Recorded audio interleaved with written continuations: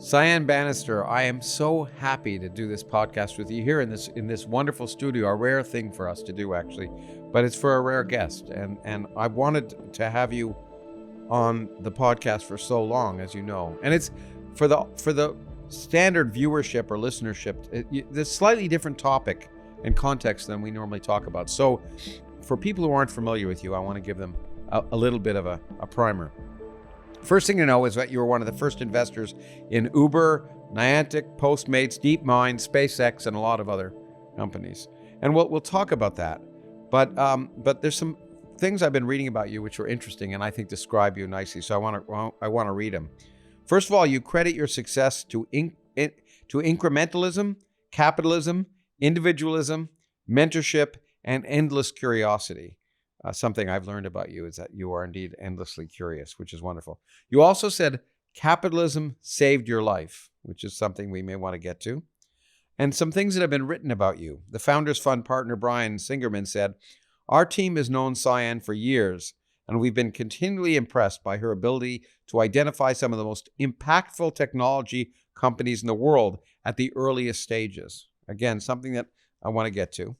Someone else, Paulina Marinova, said, "It is difficult to describe Banister as she does not fit in perfectly in any box," which I just think is wonderful. She likes to invest in weird things, sees things super early, and just gets it. And then a personal note that you made for another bio that I saw, you said, it says she spends, and you were talking the third person about yourself, a wonderful thing.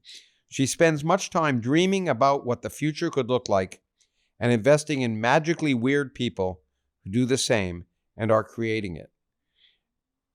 When I read those things, two things came to mind. A quote from Arthur C. Clarke, which you may or may not know of, which was that any sufficiently advanced technology is indistinguishable from magic. I love that quote.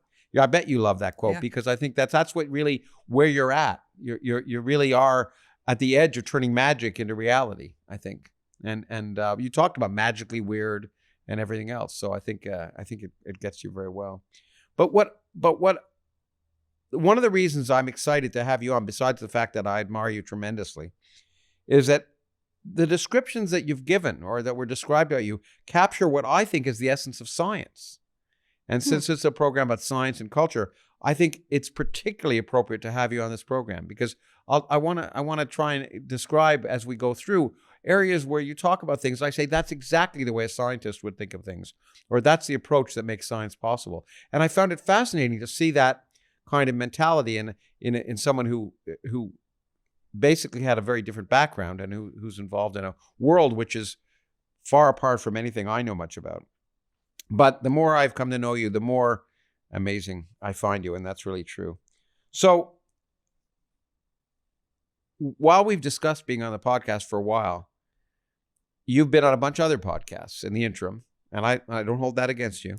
But but I want to try and examine things that I don't think were examined elsewhere where possible. We'll go over some similar material for those who've heard some of those other podcasts, but I want to explore deeper in a different sort of way. And because the Origins podcast, at least the mission of the Origins Foundation, is to basically talk to people who are changing the view of ourselves and our cosmos, which I really think you are, and addressing the problems of the 21st century by creating the future. And exactly that's what you really are doing by investing, is creating in the future. And you even talk about it. And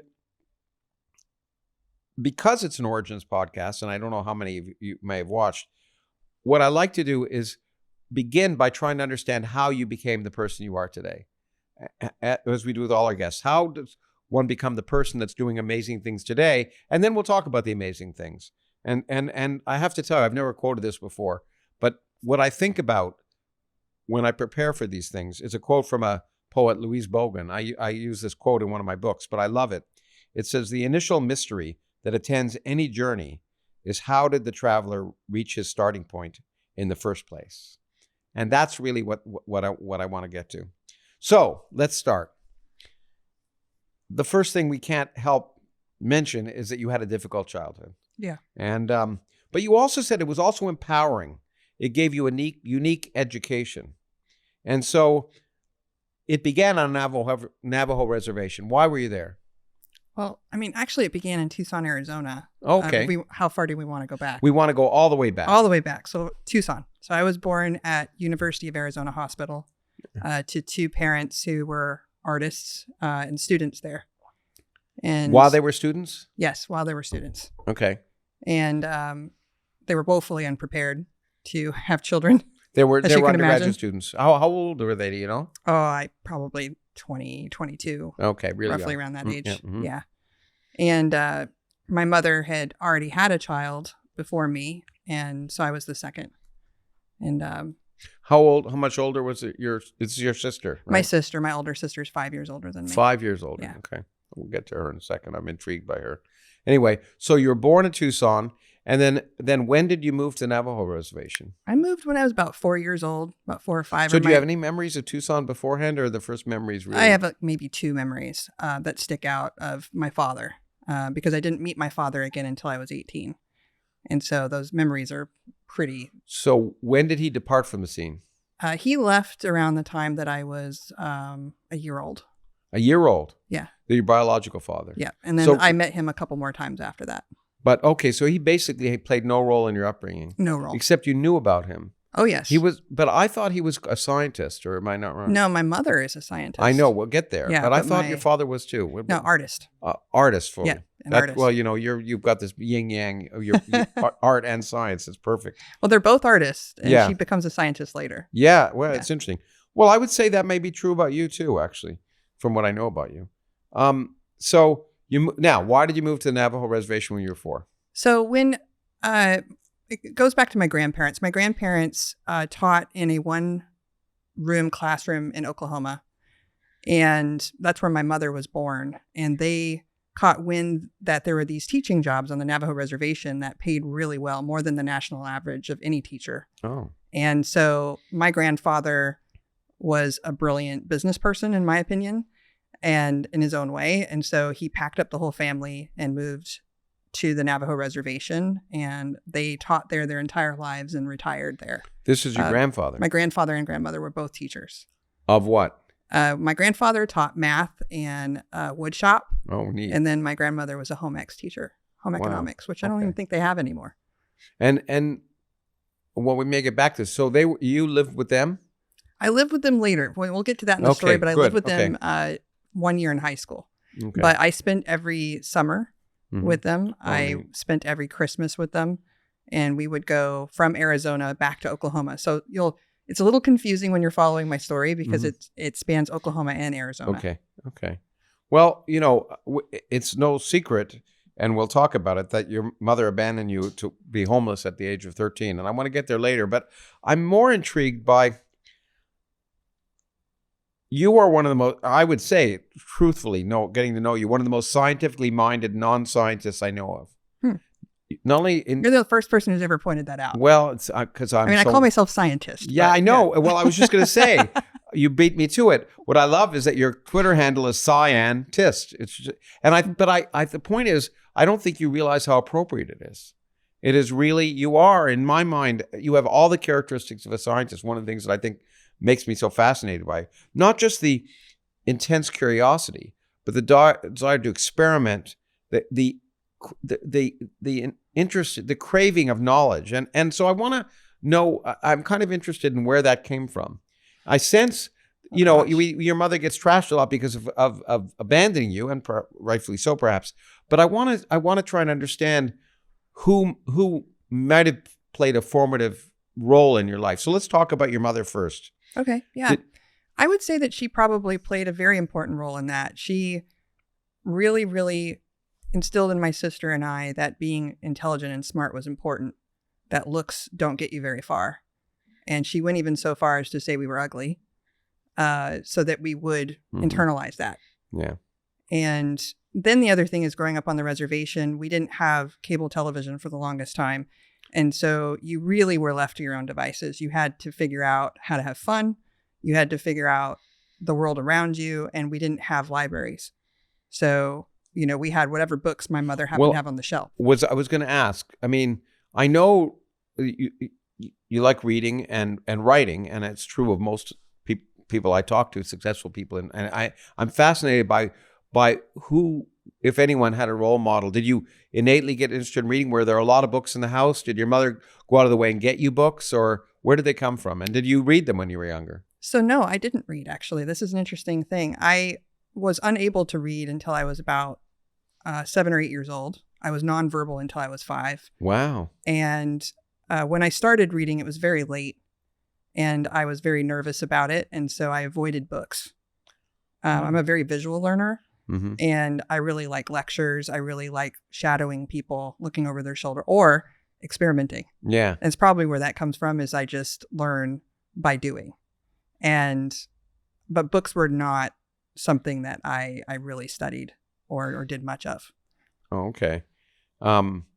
That's fascinating. So, but I'm very poorly read, actually. Well, I'm not so. I mean, I'm catching up. Yeah, you are catching up, and it's interesting to me to hear that. So, but there were books around, but you just didn't, and your mother didn't, who was interested, even though she was interested in your, obviously at some level, your education, didn't provide you a lot of reading material to expand your knowledge of the world. No, not really. I mean, they were around. Mm-hmm. I just didn't have a lot of interest in them other than the art books. I really loved pouring through her art books. And very artistic. And she had an amazing collection of those. Mm-hmm.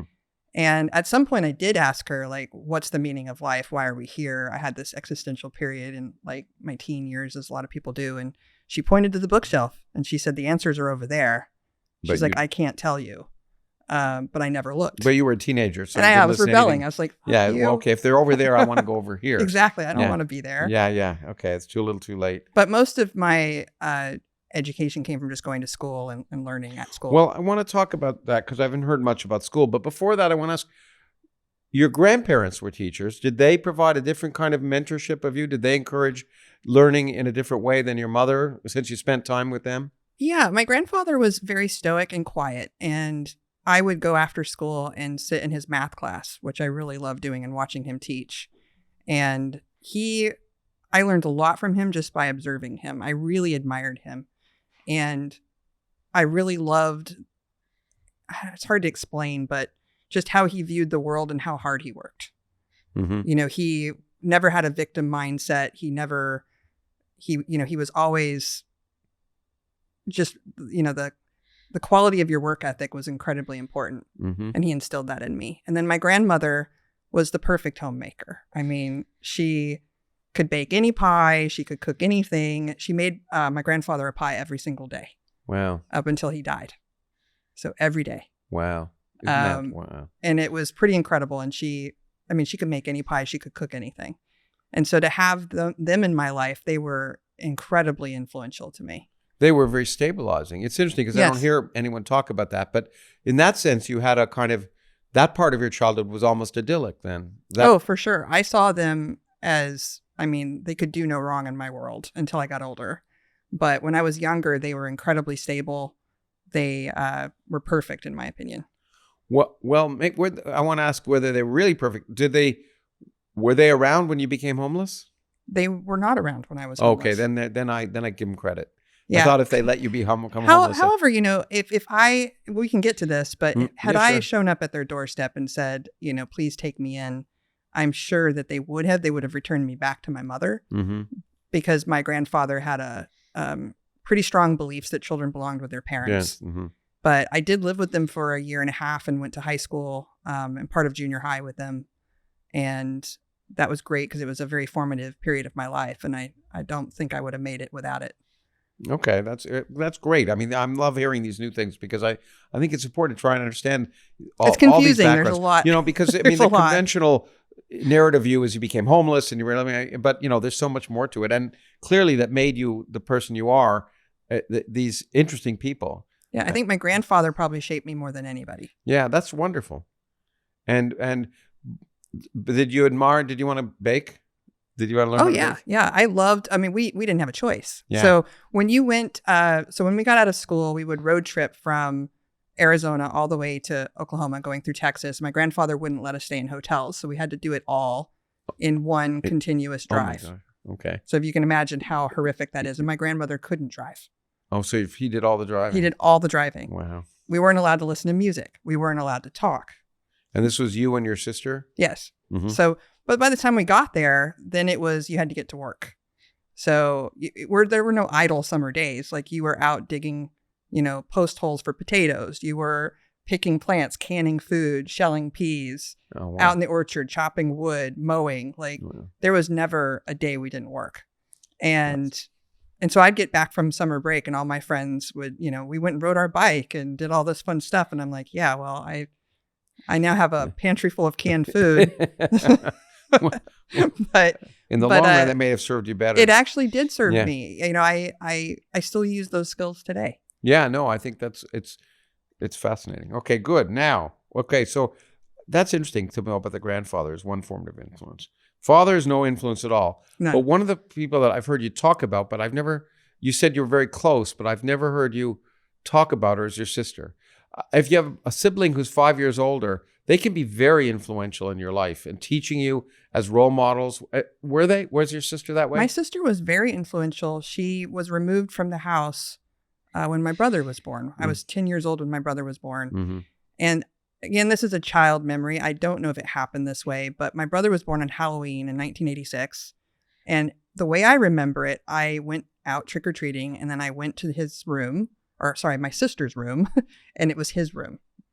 And so my sister had disappeared. I was told that she ran away from home, and I lost connection to my sister. This was someone who was a rock in my life, who was basically her shadow, just disappeared overnight. Yeah. And then there was a I've little heard that baby in her place. And it was like, so weird. It was very strange.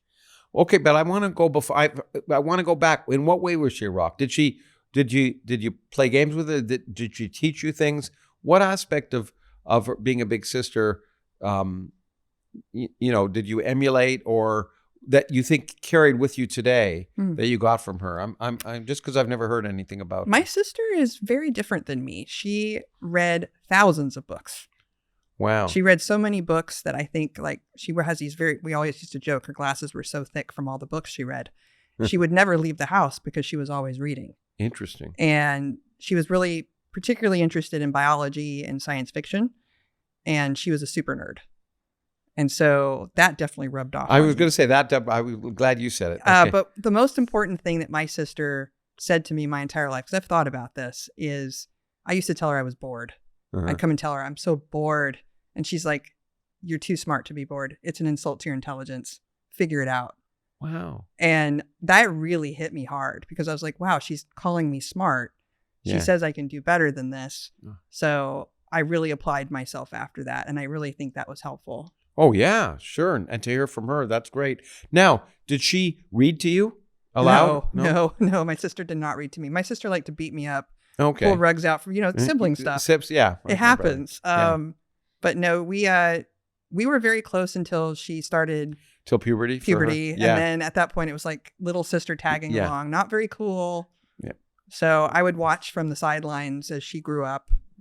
My brother's 3 years older than me. Was the same. We were very close until he became a teenager. So you understand. Yeah. But I did, but I think I did emulate certain things of his that I wouldn't have otherwise. But it's interesting when you were close and she read a lot. But that you didn't try and emulate that. That was interesting. No, not at all. As a matter of fact, I had no interest in her books or what she would talk about in them. They did not resonate with me at all. What does she do today? Do you know? My sister works at an insurance company, so she does Fannie Mae and all those sort of reimbursement type things. I don't quite understand. But she was interested in biology, and what were the two things she read? Science fiction and biology. But she didn't become a scientist. No. What a shame. I know. It really is a shame because I think she was cut out for it for sure. We'll see. We'll see. There's still time. I was going to ask you the question, and we'll get to it later, but I think I know why in your case. I've always asked people who are doing other things, why didn't you become a scientist? Because it's so obviously the best thing to do. But anyway, so you quit school at 15, but I want to know about your teachers. Another thing I've never heard about. Teachers can be very influential in one's life or not. I've been amazed to discover how for some people they just never had any teachers who were any good. It shocked me because in my life teachers were influential and so in your case your teachers were teachers on the Navajo Reservation at least for a while. Predominantly, yeah. I think Flagstaff. I went to school in Flagstaff for a little bit, and then in Oklahoma I had some teachers, but only two really stick out to me. Who? So there's Miss Haney, who was my gifted teacher. And she was gifted, or you were a gifted student? I was a gifted student. Yeah, okay, that's nice. I remember. So twice a week they would haul us out of class, and we would go to this segregated village, which I hated, actually. I hated the segregation. What do you mean segregated village? It just feels weird when you're like getting plucked out of class and you have to go to these trailers. Okay. And everybody looks at you and they're like, where are you going? Why do you get to get out of class? It's like, oh, we're special. You know, I don't really ever feel special. And so that part was weird. But Miss Haney had a way of making the world really interesting in a way that no other teacher had before. For example, there was a whole year that we studied clipper ships and, navigating the globe by pretending that we were clipper ship captains.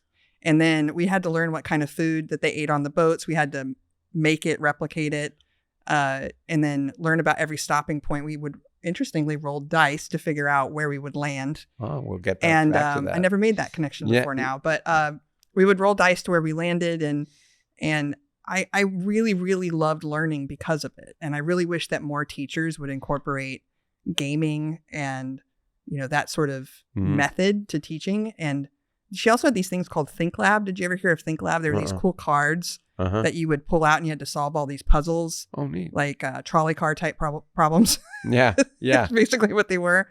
And so I loved getting into those. And then my other teacher, which is going to make you laugh, that I really loved, was a nun. And I loved her because I know this is going to sound weird, because she hit us. And I know that's going to sound really weird. It sounds like what nuns do, but it does sound weird. But you like being, I won't put words in your mouth. Why did you like her? I know, it's really strange to want corporal punishment, but she used it very sparingly and only when you got completely out of hand. And so it was this weird guardrail. Did you feel like you were just too free at home? There were no constraints and you just needed someone to Exactly. to so this rein nun you in at a little school reined me in. And for whatever reason, because of her methods, I would show up 100% at her class, ready to go. I always wanted to impress her, and I always wanted to be the kid that was never hit. And I never was. You never were? I never was. Wow. No. And so I really, really loved her. But that's okay. I'm so happy we're getting to this stuff, because it's helping me understand you better, and hopefully the people watching could. But the love of learning. Would love being hit by their teacher. No, not the loving being hit part, but sometimes needing to be reined in. Especially most kids nowadays are too reined in and need the freedom. I mean, it's the exact opposite. Kids are coddled, as we may talk about, but also the love of learning, though, through games, which is so important, and exploring. I mean, that's what you're doing. You're exploring, and most people don't treat education as an exploration, which instead it's a rote return of things. But I've often said that each time a kid learns something the first time, for them it's the first time in the history of the world that it's been understood. It's a moment of discovery, and we should treat everything as an exploration. And that's what you're doing with the clipper ships. You were exploring. Oh yeah. But I really that helps me understand a lot, and it's great, and it's important. I mean, I admire teachers at that level. They can have such a profound effect on kids' lives, and it's nice to know that you have that, because again, I often hear the narrative of quitting, going out of school and being on your own, but these are formative people that really affect your ability later on. Well, you could tell when they really care. And, Miss Haney cared. She would come and she would spend hours pouring into these stories. And I don't know if the Magic School Bus was probably the closest thing. I've read that, book to my children. Mm-hmm. And I really feel like she was like, I forget, Miss Frizzle, or what is her name? Mm-hmm. Anyway, but she was like the Magic School Bus teacher. And I just wanted to show up every day. And she also, she let us play on her computer, and it was where I learned computer programming. Okay, so what grade? I should have asked. What age were you then? What grade was this? Fourth grade, third and fourth grade. And you'd already learned starting to program. So computers. Logo. That was when they introduced Logo to schools. Third and fourth grade. Third and fourth grade. Great. Okay, well that's wonderful. Now, I don't know. Well, you've indicated partly because you were brought up in Navajo Reservation and you weren't a Navajo. You recognized you were different. I thought I was an albino Navajo. You thought you were an albino Navajo. I thought I just lost my melanin. Yeah. It fell off somewhere. But you also said you felt like you didn't belong. And that's And that's important to you. In fact, I think it was one of the reasons I read that quote at the beginning was when she said it's really hard to. She doesn't really fit in, and you can't fit her in a box. And for your whole life, you felt like you didn't belong. My whole life, that's correct. But for you, that's a positive. Yeah, it's a positive because I think it gives you an interesting perspective. It allows you to see other people's experiences that you might not otherwise have lived. Growing up on the Navajo reservation, being one of 7 or 8 children with their melanin gone, really, really, really makes you understand kind of what's going on in the world today and how some people feel the way they do or behaving the way they are. And, it gives me a certain level of empathy and sympathy as well as resilience, I think. Well, the interesting thing here is this resilience, that the fact that you view it as sort of something that's enhanced your life rather than detracted from it. And nowadays we have this sense of victimization so much that, and I know you sort of, I know from having talked to you that's not something you resonate with or are particularly supportive of. But in particular, what one hears a lot of the time now from people is that they feel like somehow their problems in life are in part, and I don't want to stereotype things too much, but are in part due to the fact that they never had mentors who looked like themselves, and they're disadvantaged, they're victimized because throughout their life they've had people who look different or act different, and that's something that they need to be. That not only explains it, but people owe them, and society owes them. And it seems to me that you have the opposite attitude. And I wonder if you could address that prevalent view nowadays that you need. It's absolutely impossible to succeed unless there's someone who looks and sounds like you. I never had a mentor that looked like me ever, and I never looked for it because to me that was the least important aspect of any conversation you have with another human being. And what you're able to learn from them, how they show up, how they model themselves in the world, their accomplishments are far more important than how they look. What you can't see is far more interesting than what you can. And I think that being on the reservation was the first instance of that. Getting into engineering and being in the tech world was the second. And so I've always been in a male-dominated field. Mm-hmm. And I got to say, the restroom line's pretty short. It has its perks. But I never thought to myself that a man can't be my mentor. As a matter of fact, some of my greatest mentors in my life and people I look up to who've helped me along the way have been men or people that look nothing like me. I think that's a really important thing. I mean, and even as Martin Luther King said, judged by the content of your character. Exactly. Yeah. Exactly. Your character matters. It's something that I'm particularly attuned to because I see it in academia now, this sense that somehow because, in STEM, for example, there traditionally haven't, in physics and math, there haven't been a lot of women, and that somehow that is an automatic obstacle. Now, I understand sometimes the difficulty of standing apart, but on the other hand, it's, as you say, it builds a kind of resilience, and it doesn't always have to be a recipe for failure. I think that's the point. And okay, now, we have to tell the story of how you became homeless. So why don't you, we don't have to dwell on it, but why don't you just tell the story? Yeah. So I'm trying to figure out where to begin here. So we left the Navajo reservation because of a contentious divorce between my mother and my stepfather. And my brother was removed hold second. On. Stepfather. Yeah, I have a stepfather. We didn't get to your several stepfather. Stepfathers. Well, yeah, I know, but was it your stepfather who was a scientist? Yeah, my stepfather is a biologist. Okay. He was what? A biologist. And was he a teacher of biology on the campus? He was a teacher. And was he someone, before we get there, was he someone who had much of an impact on you? Oh, for sure. His name is Mansour. He's Persian, Muslim. Mm-hmm. And so that introduced, that faith into my world. I was surrounded by all sorts of different faiths. Mm-hmm. And so that was a little bizarre. But what was interesting with him was he declared from the moment he met me, he'd never be my father. He said, I'll be in your life. I'll take care of you. I'll make sure there's a roof over your head, but I am not your father. Interesting. And so he was more of a friend Okay, well, that's not so bad. And yeah, so my that's my little brother's dad. My brother's half Persian. And when my brother was about 3 years old, they fought constantly. There was just, I don't even know if we want to get into how bad it was, but it was bad. And Your parents fought? Yeah, they fought all the time. It was very violent. It was violent physically? Physically. Who was doing the mother? Your mother was doing the violence. My mother was the violent one. And I've noticed that you've talked about, that I thought it was verbally, but physically as well. Physically violent towards her partners. And so, we were always subjected to that. And around age 3 was when my brother was removed from the house. And leading up to that was about 2 years of psychological evaluations and court hearings and all sorts of things.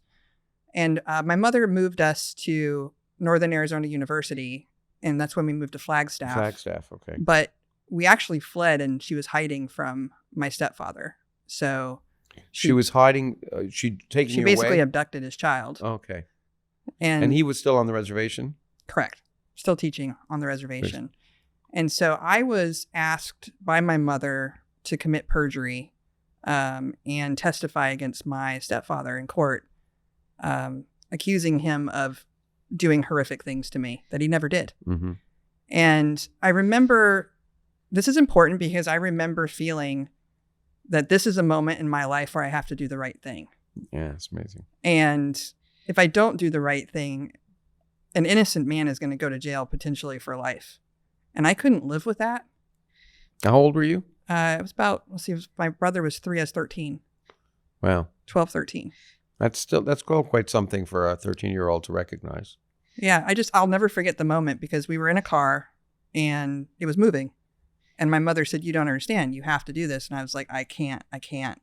And a form of panic, I don't know how else to describe it, came over me, and I jumped out of the truck. Moving and I truck. ran and I ran and I ran until I could find a phone. And I called the number that I had for a psychologist that I didn't realize was court appointed. Mm-hmm. I thought it was just our family psychologist. And I told him what she had done. And the next thing I knew, my brother was removed from the house permanently as a result of this. Wow. And she lost custody, which is very difficult for a woman to do. Yeah. What's really curious for me is that I didn't get removed. Yeah. They left me there. But he was gone from that point forward. And so I didn't have a very close relationship with my brother, and I didn't reunite with him again until he was an adult. Wow. So, okay. Now, we haven't gotten to your being homeless yet, but that was a traumatic episode. Your father was trying to get you. Did you want it? Would you have preferred to live with your father, or? Oh, no, my father was not trying Not to your get father, me. your stepfather. My stepfather also didn't want me because he very much declared, "I'm not your dad." Your dad, okay. And had he just, I don't want to digress too much about it, but he was a biology teacher. Did he spend any time teaching you, or anything you got from him versus your mom? He really, really wanted me constantly to dissect animals. So he was constantly picking up roadkill on the side of the road, which was very controversial to Navajos. And he was always in trouble for dissecting animals with the tribe. Did you enjoy that, or did you? I, begrudgingly, I guess. I would sit around, and I had really, again, no choice. When you get out of school, you go to your parents' classroom and you have to learn everything that they're teaching. And so I witnessed a lot of it, and I'm sure I absorbed some of it. But it didn't make you want to emulate it? No. Okay. No, I had no interest in biology. Okay, just want to know. Okay, good. Now come back. So your brother's been removed from the house. You obviously have, and not just antagonized, but alienated your mother. Your mother is aware that this is because of your testimony, that your brother's been removed. But you still were in the house. After that, it became very antagonistic. I became enemy number 1. Yeah. And I was constantly kicked out of the home, or I ran away because it became intolerable. And the police got to know me on a first name basis there in Flagstaff. So you continually ran away from home? Yeah, and I would live either on playgrounds or under my friends' beds. I would sleep in alleyways. I would, go any place where I could get away, find a place to stay. You found any place, no matter how seemingly dangerous, safer than being at home? It was always safer than being at home. Interesting. Okay, your mother was studying at microbiology. So interestingly, she had an MFA, and she's an artist. And I think, and I don't know for sure, but she's very smart. Yeah. I want to try to say some kind things about my mother because I've been thinking about that. Well, I think it's what I tried to do earlier. She clearly had a formative influence on you, and you come out pretty well. So anytime I think of something kind to say about her, I write it down in a book because I try to find all those moments where there was something. Well, she gave you resiliency and obviously her intelligence had a big impact on you. I've heard you say about how intelligent she is. Very smart woman. So she went back to school to study genetics and microbiology, and she did quite well. And I believe she may have gotten her second degree, but I'm not positive she ever finished. And then she worked at Los Alamos for a period of time. And I suspect that she wanted to show him that she could do it too. I want to find out what she did at Los Alamos, but again, you say you've never seen it, but I can't help but see that you're the same mixture of art and science. You don't think of yourself as a scientist, but I've seen the artistic side, and you have all of the characteristics of a scientist as well. Try and demonstrate to you in the next 5 or 6 hours. Okay, all right. Okay, or we'll see how long it is. But so what did she do at Los Alamos? You have no idea? I have no idea. Absolutely no interest idea. Because by then you were alienated from her. Yeah. I mean, she would come back and she did really funny things. So this is a funny thing that she would do. She would test the what was in our sink and then tell me what was in our sink over dinner. So, but you were still living with her at this point. Hold on. So I don't understand. She worked at Los Alamos, but you didn't live there? Or did you live No, I didn't live at Los Alamos. So she left me for the summer. And what did you do for the summer? A very good question. So this summer where she went to Los Alamos, she left a $20 bill on the counter and said, "Good luck." Wow. So that's what I did that summer. And I went downtown in Flagstaff and I sat on the corner and I cried. I didn't know what else to do. And this lady named Ellen Davis, who I found now, pulled up in a car, and her daughter, Becky, was in band with me. We were both French horn players. And she pulled over the car and she said, "Get in. I don't know what's going on, but get in." Yeah. And she took me home. And she took me in for the whole summer. She actually tried to get custody of me. Wow. She really tried. But when my mother got back from Los Alamos, and she lived in family housing at NAU, and in order to live in family housing, you must have a child. Okay, it's kind of a prerequisite. So she got me back, and then that lasted maybe 3 months. Okay, so effectively you were homeless for that. That was your first real homeless experience. Was that? Well, it wasn't quite homeless because you quickly found a home, but I quickly found a home that time. Most of the homeless stuff was off and on, probably between age 13 to 16, and then I had a very big stint of homelessness for about 6 months. Well, I want to get there, but one of the things you said, and Becky's mom was Ellen. Is her name Ellen? Ellen. Yeah. Shout out to Ellen. Thank you. Yes, Ellen is amazing. But you've said that your life has been full of miraculous people being there at the right time, and she's one. She's one of many. Yeah, well, I know, and I want to talk about a few of them. And why don't you give some examples? I don't want. I know some of this I've heard before, but one I think it's really some of the examples of what people do I think is really important. Well, I think what Ellen did was pretty heroic. I mean, if you see a child on the side of the street crying, and you pull your car over and you bring a stranger kid into your home, and give them shelter and food and unconditional love. I mean, I was a turd. I mean, I'm just going to straight up say it. I was a punk rock kid who had no boundaries, who was very feral because I was left alone a lot. My mother went to school and worked jobs. So even if she was home, she was usually sleeping and just wasn't even around. Who cooked? Did you? No one cooked. Okay. There was no cooking. The school lunch was food. My friend's house was food. Wow. Leftovers were food. Wow. Soup kitchens were food. But my mother worked pretty much around the clock and was never around. But Ellen was remarkable. I think Officer Pratt is another person who was really great, which we'll get to him at some point. We will. But he is responsible for my emancipation from this situation. Mr. Chadwick, who was my school counselor, who tried to get me through school to graduation, is another hero who would pick me up on the weekends and take me to weekend school and summer school. That whole summer that in Los Alamos, where she was there, I tried to catch up on school so that I could stand a chance at graduating. But didn't? No, I never graduated. I'm a dropout. I have no GED. No GED. Nothing. Yeah. Okay.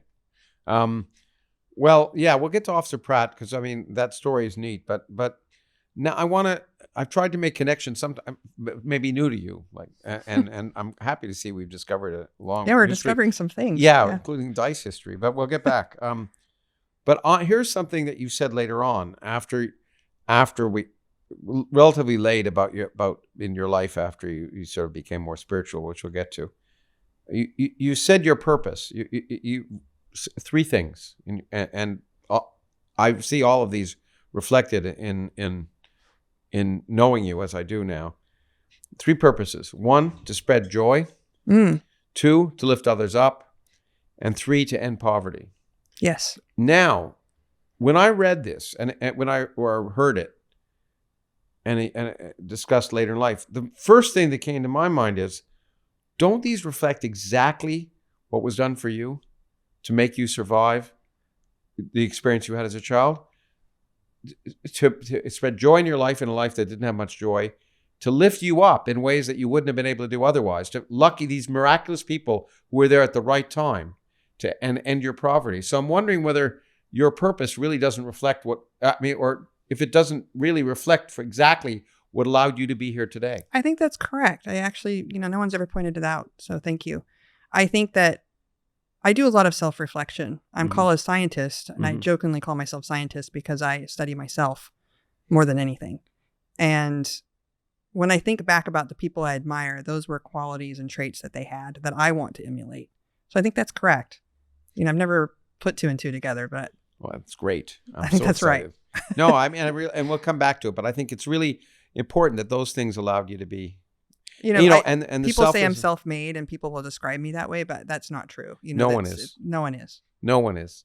But not everyone remembers it. I mean, I think one of the things that makes you unique is that you remember it, and really that's what characterizes the interest in what you do now, which is why we're having this conversation. If you weren't so remarkable, not sure you've been very successful in companies, but the purpose those purposes are to spread joy, to lift others up, and end poverty is what makes it so special. And I think the fact that those things that helped you is what you're doing for the rest of humanity is what makes you one of the things that makes you such a remarkable human being, in my opinion, just so you know. Okay. Now, I want to touch on this. It's a touchy point, but your experience with your mother and her wanting to accuse your stepfather of things brought you face to face with false accusations. Yes. And I'm wondering if that's made you, in the current sort of climate of the world, of the Me Too world and all the rest, if it's kind of made you skeptical of without this. a doubt, it's made me skeptical. I remember when the movement of Trust All Women came out, and I thought back to my experience, and I said, well, I know that that's not true. And also we can be very, very clever. So you can't trust us all the time. We're very smart and very clever. Very socially adept. And very socially adept. Yes. And so I watched that and wondered how it would play out, and it played out how I suspected it would. And, you end up with Elizabeth Holmes, who I don't know if you know who she is, yes. But, these are people we're supposed to look at as heroes who really, really, in my opinion, because we had to trust all women, let women down.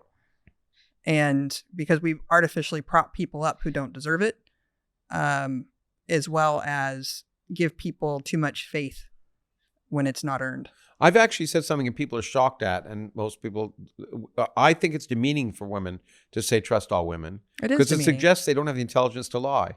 Yes, it's very demeaning. Yeah, yeah. It's incredibly demeaning to assume that we're incapable of harm, or that we're children, or that we need protecting, or a variety of the different things that I've heard along the way. And I feel kind of oddly blessed, I guess, if you will, because of what happened with my mother, mostly just because I had that panic attack and the wherewithal to stand up against her, even though it cost me everything. And I have absolutely carried that into adulthood and everything that I do. That's okay. And I did, by the way, I wonder if does it make you skeptical, not just of women? I mean, we don't have to pick on women here. I'm kind of skeptical of a lot of things. Well, you know what that is? That's called science. Science. Okay. I want to convince you. Skepticism is a central part of science. Yeah. So being skeptical of people's claims, regardless of sex or gender, is would you say that's a characteristic of you? Oh, for sure. Without a doubt. I think the other thing is my mother was a very religious person. And so we tried on religions about every year. So I've gone through all of them. And which is good, because then you see that they can't all be right. Exactly. They can't all be right. And then I also realized they provide amazing childcare. So that was one of the reasons why we were all of them. But at the same time, it made me very, very skeptical of anything that adults were telling me, because they would say it with such certainty. And I learned, I'm like, when somebody says something with such certainty like that, then maybe it's not true. Yeah. Okay. Well, in fact, yeah, I you may or may not know, but I think the exact opposite is what parents and teachers need to do, is be so much more willing to say, I don't know. And it would be so much better. That's an invitation to discover. And that's one thing that my mother did do right. When I asked her about, why am I here? What is the purpose of this? What is the meaning of any of it? She said, I don't know. That's great. That is a remarkable thing that she did do. Good. See, we're tacking them up. That's great. We're going to have a list here. Yeah. Okay. Now, I'll come back to this issue of safety, but I want to touch it now. You were a single, obviously, young girl, 13, 15, 16, homeless. It's terrifying. Did you feel unsafe constantly? Sometimes. Yeah. I mean, you can't help but not feel safe. And what did you do? I still wear clothing to bed because I feel like I need to run. And it's something that I would like to change about my life, but it's very difficult because I feel very uncomfortable and I feel like at any moment I'm going to need to put on my shoes and get out of here. And that's part of, being homeless and finding places to sleep, is you need to know how to vacate those places when you're discovered. It's a good thing for a lot of people, know how to make a quick exit. Not many people learn that enough, actually. But I was very fortunate. When I was a teenager, I fell into a group of squatter punk kids. And I don't know if you've seen these kids. They're usually in Haight-Ashbury in San Francisco, or in Phoenix. They were down by Mill Avenue hanging out in front of record stores. And these were homeless punk kids. And we were a bit of a tribe, and they looked out for me. I never felt like they were ever trying to hurt me or harm me or do anything to me. As a matter of fact, if anybody spoke ill of me or tried to physically touch me or harm me, they would always protect me. And so I think I was extraordinarily fortunate. I don't think everyone else would have had that experience. That's lucky. But I fell into a pretty good group of homeless kids. Pretty good group of homeless kids. Pretty good group of Sounds homeless like kids. All things oxymoron, but it's not. I mean, there was some bad things that happened. There was they used heroin and all sorts of things. And luckily I never fell into any of that. I managed to avoid it. Well, that's okay.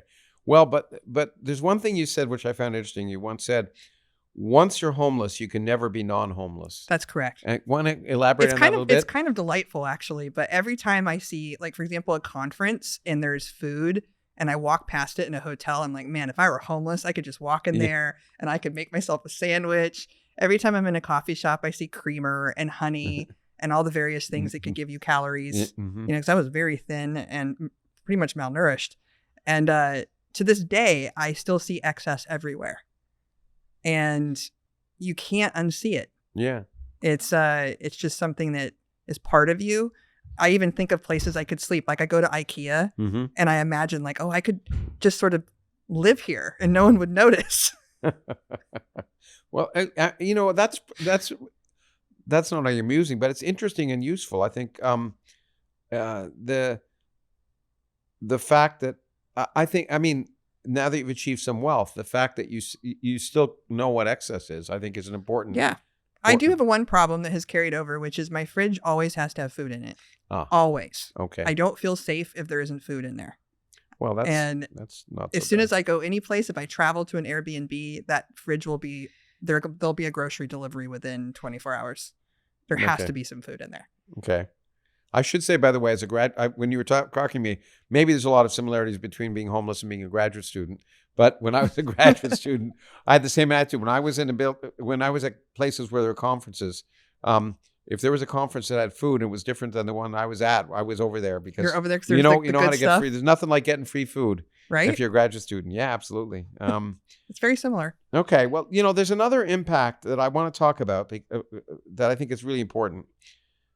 And it relates to your experiences surviving, as you said, creamer, sugar, honey, the kind of things that would get you through the day. Yeah. And the minimal amount you needed to make it to get through the day. I think you once said $2 would do it, right? $2 was generous. Yeah, $1.25 would get it done. So when I was in Tempe and I was homeless, I used to sleep next to the train track. So I don't know if you know where Pizza Orgasmica is.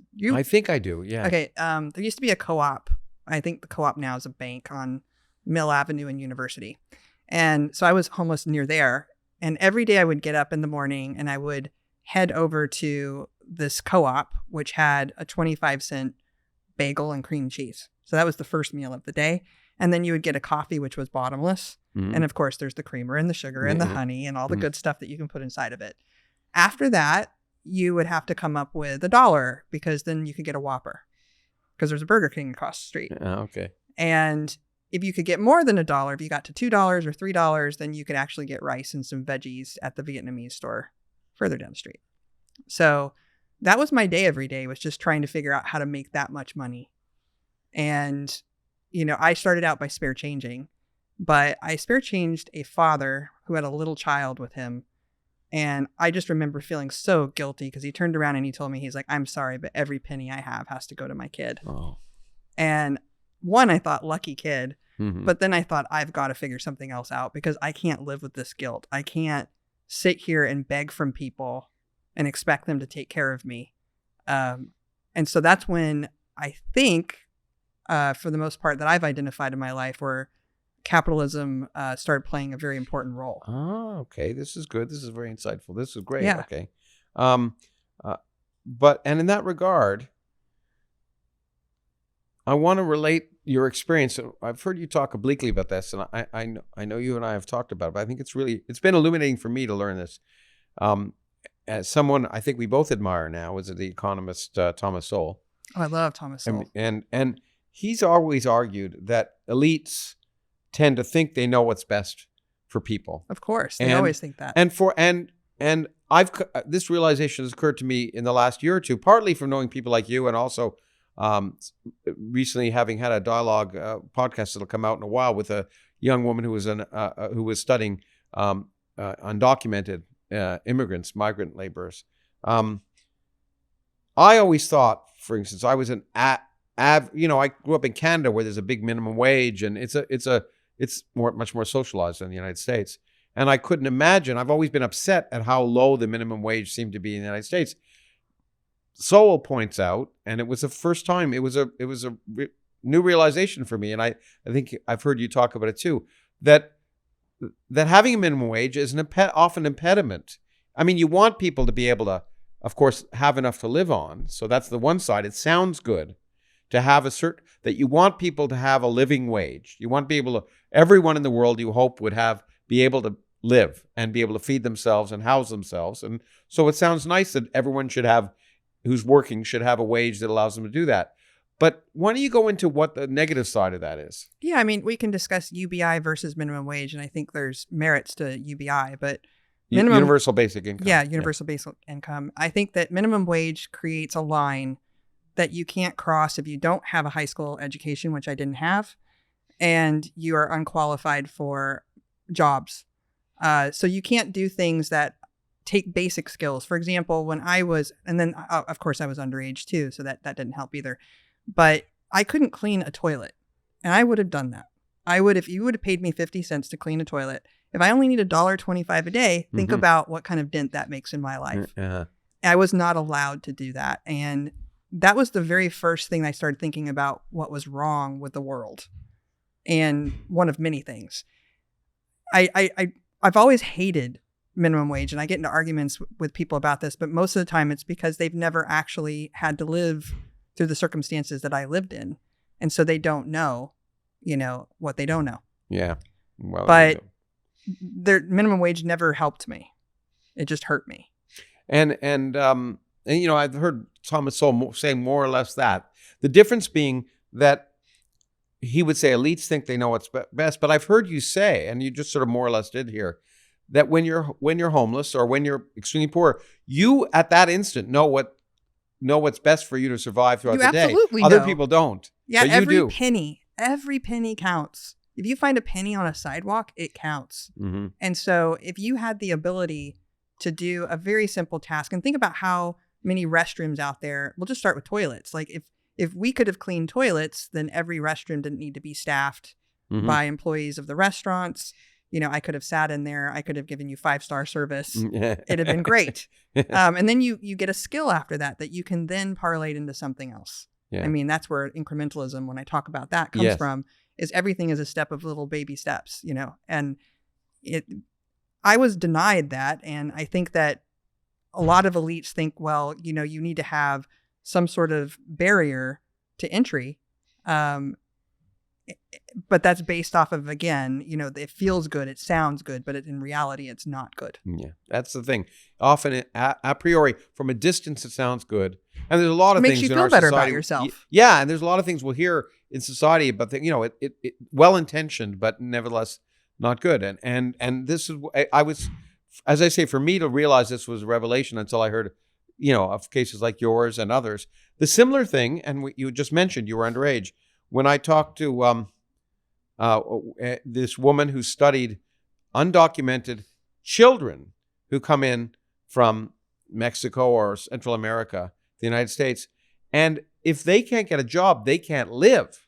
Correct. But of course, we have anti-child. Again, it sounds good to have anti-child labor laws, but for them, that loss could kill them. I actually think if I were able to take a test and demonstrate that I was able to work and wanted to work and was willing to work and it would have changed my life, they should have let me. I was not able to do that. And so I worked under the table. I did things that were illegal, and we shouldn't have to be turned into criminals in order to live. And you weren't. And it's even worse, frankly, for these undocumented kids, because it's not that people say they should be in school, but they can't. They're not allowed to be in school. Right. They have no can't be in school. alternative. They're not allowed to be in school, and they're supposed to live. And so it's you wish that this situation didn't exist. And also, does anybody bother to ask us? That was the thing. Like, all these rules get made, and they never ever have a conversation with the people that it matters to.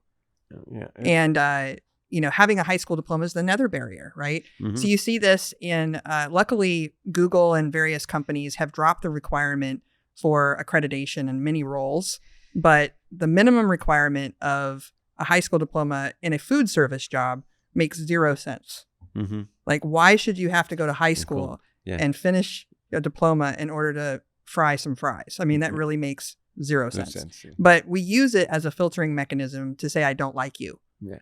Okay. Interesting. It's like, I don't, you don't have a high school diploma is a great excuse. Yeah. To say I don't like you. I don't like you.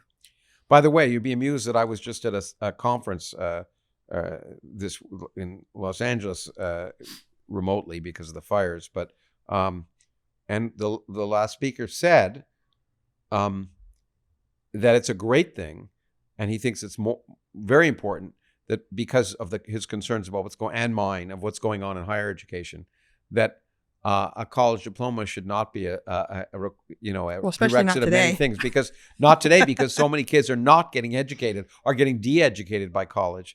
And so the landscape of schools that matter is changing because of DEI. Yeah. I will get to what I do for a living, but I invest on behalf of institutions, and I look at the fire ratings. I look to see how they're behaving with what's going on in the world and whether or not they promote free speech and inquiry. And if they don't, then I don't want to make money for them. And so I have boycotted universities and will continue to do so if they don't do the right thing. That's great. And fire rating is Foundation for Individual Rights and Expression, just Correct, so people know what that means. Before we leave the topic, me again, when I was hearing about this experience, I tried to connect that to your present life, as we're trying to do now. And we'll get to your present life in future. Don't worry. Eventually. But this is fascinating. I suspect it is for people listening. I think you describe yourself as a libertarian now. Yeah, I think I've always been. I assume it's precisely this reason that other people that you recognize that external imposition of what other people thinking they know what's best for you may not in fact be what's best for you, or are there other reasons why you're a libertarian? I mean, Arizona rubs off on you. I mean, I am a product of my environment to some degree, and Arizona is a more or at least was a more libertarian leaning state. Like, they have open carry. They've had a lot of Republican leadership. And even in the liberal pockets, you have people joke, they call it the guns and dope party. Mm-hmm. They're very freedom oriented. And so I think some of that definitely had an impact on me. But when I really thought about my life and how it was impacted by government and by authority figures and by the rules, that's probably what was the early formation of those ideas for me. I wouldn't have called myself a libertarian until I found Reason magazine. Mm-hmm. That's when I finally had a word to describe how I felt internally anyway. Oh, I see. Okay. Okay, good. Okay, now I want to jump back to one thing because I want to provide people who may have heard you talk about this before with an addendum. You mentioned Officer Pratt. Yeah. And Officer Pratt was a person, as you say, was incredibly instrumental in your life. Why don't you talk about him, and then why don't you give the addendum? Why don't you give the addendum? Because I think it's really important that we give a shout out to him. Yeah. So Officer Pratt was a bicycle police officer in Flagstaff, Arizona, and he was our nemesis. So when we would ditch school or we were smoking cigarettes or, doing things we weren't supposed to be doing, we were almost always caught by Officer Pratt. And you cannot outrun a bicycle cop. By the way, he reminded me of Officer Krupski in West Side Story. I don't know if you ever saw that. No, I haven't. You'll have to see it. But anyway, go on. Yeah, so you could never outrun this guy. I tried. Mm-hmm. He would always get you. But the thing that I really admired about him was when he would apprehend you, he was very civil mm-hmm. and respectful and inquisitive. He wanted to know why we were doing what we were doing. Oh, interesting. How did we get to where we were? He wasn't like other adults in my life who called me a deadbeat, a loser, a washed up person. Okay. He actually looked at us with potential. And to have somebody who was the law who would do that was pretty remarkable. I would say Officer Pratt probably arrested me at least 20 times. Wow. We got to know each other very well. And, a lot of the times it was for truancy. I was very known for not going to school. And I would hang out at a bridge and he pretty much always knew where to find me. But he would also find me at the Greyhound bus station trying to flee town, variety of different situations. But the last time he arrested me was different. He basically took me to the courthouse. And on the way to the courthouse, he stopped by Dairy Queen and he got me some ice cream and he let me sit up in front of his car. So he doesn't normally drive. Yeah. So we had to walk to the station, get in a car, drive to Dairy Queen. Uh-huh. And he's like, do you want a sundae? And I was like, what is going on? This is going very different than all the previous times. Because normally you get brought to juvenile. They have you disrobe. You have to literally be hosed down naked. Wow. It's a horrible experience. And this time was very different. He took me to the courtroom and he was being very calm. And he said, today things are going to be a little different. I'm going to let you sit in the judge's chair. Have you ever sat at a judge's bench, Cyan? And I was like, no, this sounds fun. So I get up there and he brings me a plate of spaghetti. And then he had one parting sentence for me. And I hadn't talked to him since. And recently I reconnected with him, which I think is the most interesting part of the story. We'll get to that. But yeah, he brought me up to the judge's bench. He gave me a plate of spaghetti. And he said, everything's going to be all right. It's all going to work out. He's like, don't worry. It's going to be okay. And I was like, what's going to be okay? What's going on? Yeah. I'm just eating my spaghetti, having the time of my life. And then this woman comes in and she says, hi, Cyan, I'm your public defender. And I'm, I was thinking to myself, why does the public need to be defended by me or from me? Yeah. Like, why do I need you? So she said, well, this is going to happen very, very fast. When the judge comes in, I'm going to move you to the other side of the room. When they say, all rise, you're going to rise. When he speaks to you, you say, yes, Your Honor. You answer his questions truthfully and honestly, and we'll get through this pretty quickly, but it's going to happen very fast. I'm like, what's happening? No one would explain it. Wow. And so I went on the left-hand side of the courtroom, and then that's when I saw my mother come in, and she went on the other side of the courtroom. And I remember looking at her, and we never made eye contact. Wow. And the judge came in, all rise, yes, Your Honor. And he held up some book, and I still to this day don't know what this book was, but he said, Cyan, is there anything in this book that says that you're above the law? Mm-hmm. And I said, no, Your Honor. And he said, do you want to be homeless and live in a box the rest of your life? No, Your Honor. And he looked at me and he said, okay. And then he looked at my mother and he said, do you want this child anymore? No, Your Honor. Wow. That's got to be. And then the gavel went down. And he said, by his powers, I became a ward of the state. Oh. And I was then, I had a probation officer who became my parent. Huh. And So after that, they ushered me out. I met my probation officer, and then they just sort of shoved me out the door. They were That's like, you it? have 24 hours to find a place to live, because if you don't find a place to live, you're going to live in a group home. That's what being a ward of the state was. You had to find your own. You have to find your Not own much place. of a ward. Well, what they do is they have a curfew where you have Mm. to be in at 9:00. Mm-hmm. You're not allowed to have any drugs or anything. They do drug tests weekly. They show up at your house randomly. They take a little vacuum cleaner and they vacuum your carpet looking for marijuana seeds. I'm not Oh. joking. Wow. And then the weirdest requirement of all is you had to have a gallon of milk in your fridge. That's how you proved you were adulting, No. is you could afford and stock a perishable item. But, I guess it doesn't compute to me, because you think being a ward of the state means the state is taking care of you. I mean, that's what No, you think. they were not taking care of me. They were just, a ward of the state meant they're making sure that you can try and live on your own and survive. And making it difficult for you. And making it difficult so at you're the same time. free, sort of. Yeah. of. So I went out and I sat on the curb, and I remember looking up at the sky, and I just said, what do I do? What do I do? Yeah. And I just took stock of what I have, which is what I normally do in any situation where things are rough. It's like, what do I have? And I was like, I must have an adult friend. Well, I did have an adult friend. So I walked to her house across town, and I knocked on her door. Her name's Pam. Mm-hmm. And I told her what happened. I said, Mm. can I live here? And she says, well, there's a corner over there. You can take it. And here's a blanket and a pillow, but I suggest you get your own.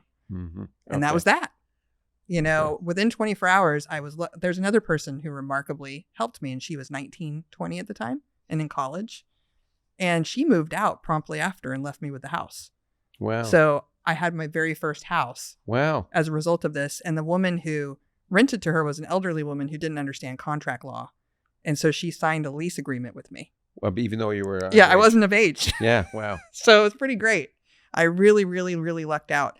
And I did not see Officer Pratt again after this. I made it a goal. I remember when I walked out of that courtroom, went outside, I said to myself, I want to make Officer Pratt proud. Oh, wow. I want to be worthy of this Wow. belief that he had in me. Because clearly he did something. Yeah. He stood up for me and Yeah. did something. And I don't know what that something What was, but he did it. Wow. So I went on a podcast recently, and Before we fan, get, I'm going to Okay. suspend. I want people to want to find what's happened in a second, Okay. and be the suspense to build up. But I have to interrupt, as I do, because again, I keep trying to think of connections between then and now, which is one of the reasons we're having this protracted discussion of then as well now. What he showed you, which you said was the exact difference of everyone else, is respect for you and interest in you yes. as a human being, which other people just assigned you as a deadbeat. Which is why I think you shouldn't assume that because someone is homeless or has mental health issues or is struggling, that they're a horrible person, or to say those things about them, Exactly. But, instead you should be it's not curious. just what I was going to say about you is it's not just talk, it's action. That seems to me to be reflected. Again, it seems to me that when I see you, every individual, even no matter how weird or whatever they seem, is given the same kind of interest and respect, fascination, interest, respect in everyone around you. Again, do you think that came from the example of how Officer Pratt raised your feeling of yourself, or do you think that was a natural part of you anyway? Again, I emulate what I see and what I Yeah. experience, and I take the good and bad from everything interaction I have in life. Mm-hmm. You can learn every single person you interact, whether it be someone who works a counter at a grocery store, to a gas station person, to a nurse, Mm-hmm. has the opportunity to be your mentor. A lot of people seem to think that you have to go get permission from somebody for them to be your mentor. And really what you need to be is a good observer. You don't need to ask any questions. You just need to look. The answers are right in front of you. Now, what would you call that? I would call that science. But anyway, okay, that's another part of it. But anyway, we'll get there. You see, you really are. You've named yourself perfectly. But now we can release the tension and the suspense. Tell us what's happened with so I just went on a podcast that I had no idea how big its reach was. It was kind of nuts. But one of the fans of this podcast heard the Officer Pratt story because I told it there. And I made a call out to the fans, like, if anyone knows this man, I would like to find him.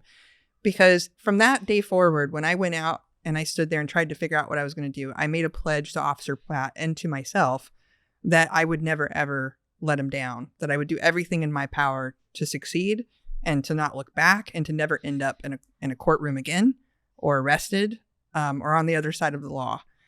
And I always wanted to find him, and I was afraid I never would. And so this fan from the podcast reached out to the Flagstaff PD. Flagstaff PD found him, and we had the most remarkable phone call. And he's not a police officer anymore. He's a soccer coach. And he volunteers a lot of his time. And from what I can tell, he was a good man then and is a very good man now. And I think that it was very healing for both of us because he has never been called or recognized for the work he did as a police officer.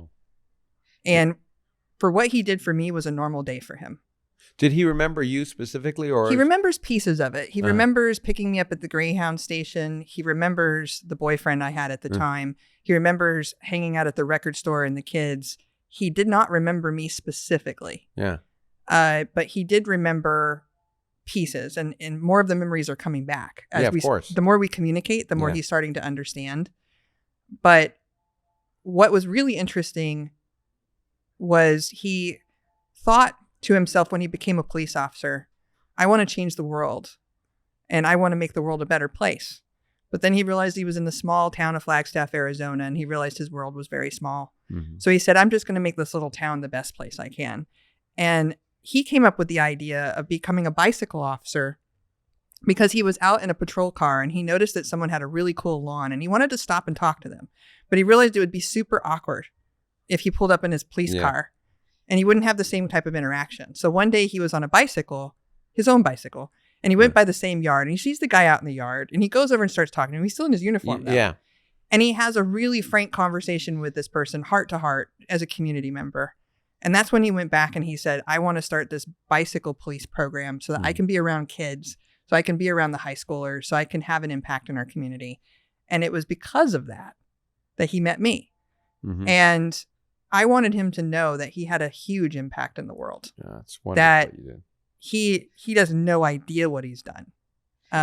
Because I mean, he may not like this. I don't know. I mean, I don't know how he feels about it, but I view him as a father figure. And as someone who was very special to me. Again, I tend to like people who have weird authority, kind of like the school teacher who would hit the kids. Yeah. But I realized that sometimes you need stability and you need those guardrails, and he definitely provided them for us. If you talk to any of the kids from my era of Flagstaff, we all know who Officer Pratt is. Huh. And we all knew that if we fucked up too much, he was going to show up. So in many senses, he was a father figure. And a very special person. I just think it's so wonderful you reached out, and he now knows because people don't, as you say, they don't get the feedback of how much, they don't realize how much, as I think my wife has in her house on her stairs, a single kind effort one day can change someone's life. Exactly. And that was a single kind effort. To him was a routine day where he did a routine thing for a kid and spoke up for me just like he did for all of us. Yes. With no expectation of reward whatsoever. He put himself in danger every day for us.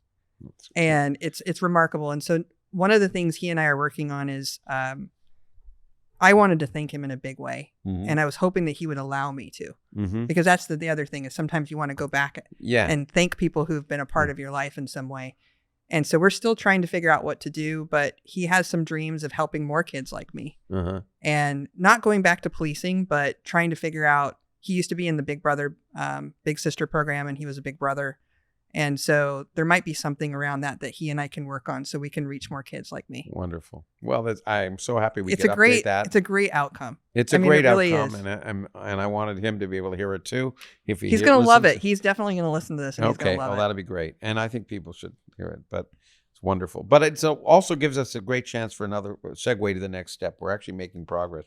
The two things, let's talk capitalism. Okay. Yes, my favorite subject. Well, you pointed out that it was one of the things was meeting that father who wanted, you didn't want to beg. You realized it was demeaning to you, and and meaning that people had to say no, probably, or at least Yeah, you had to inconvenience them and they had to stop. But you also said you want to make Officer Pratt proud, which meant you wanted to do something that showed you had the value that he assigned to you, or at least he trusted you had.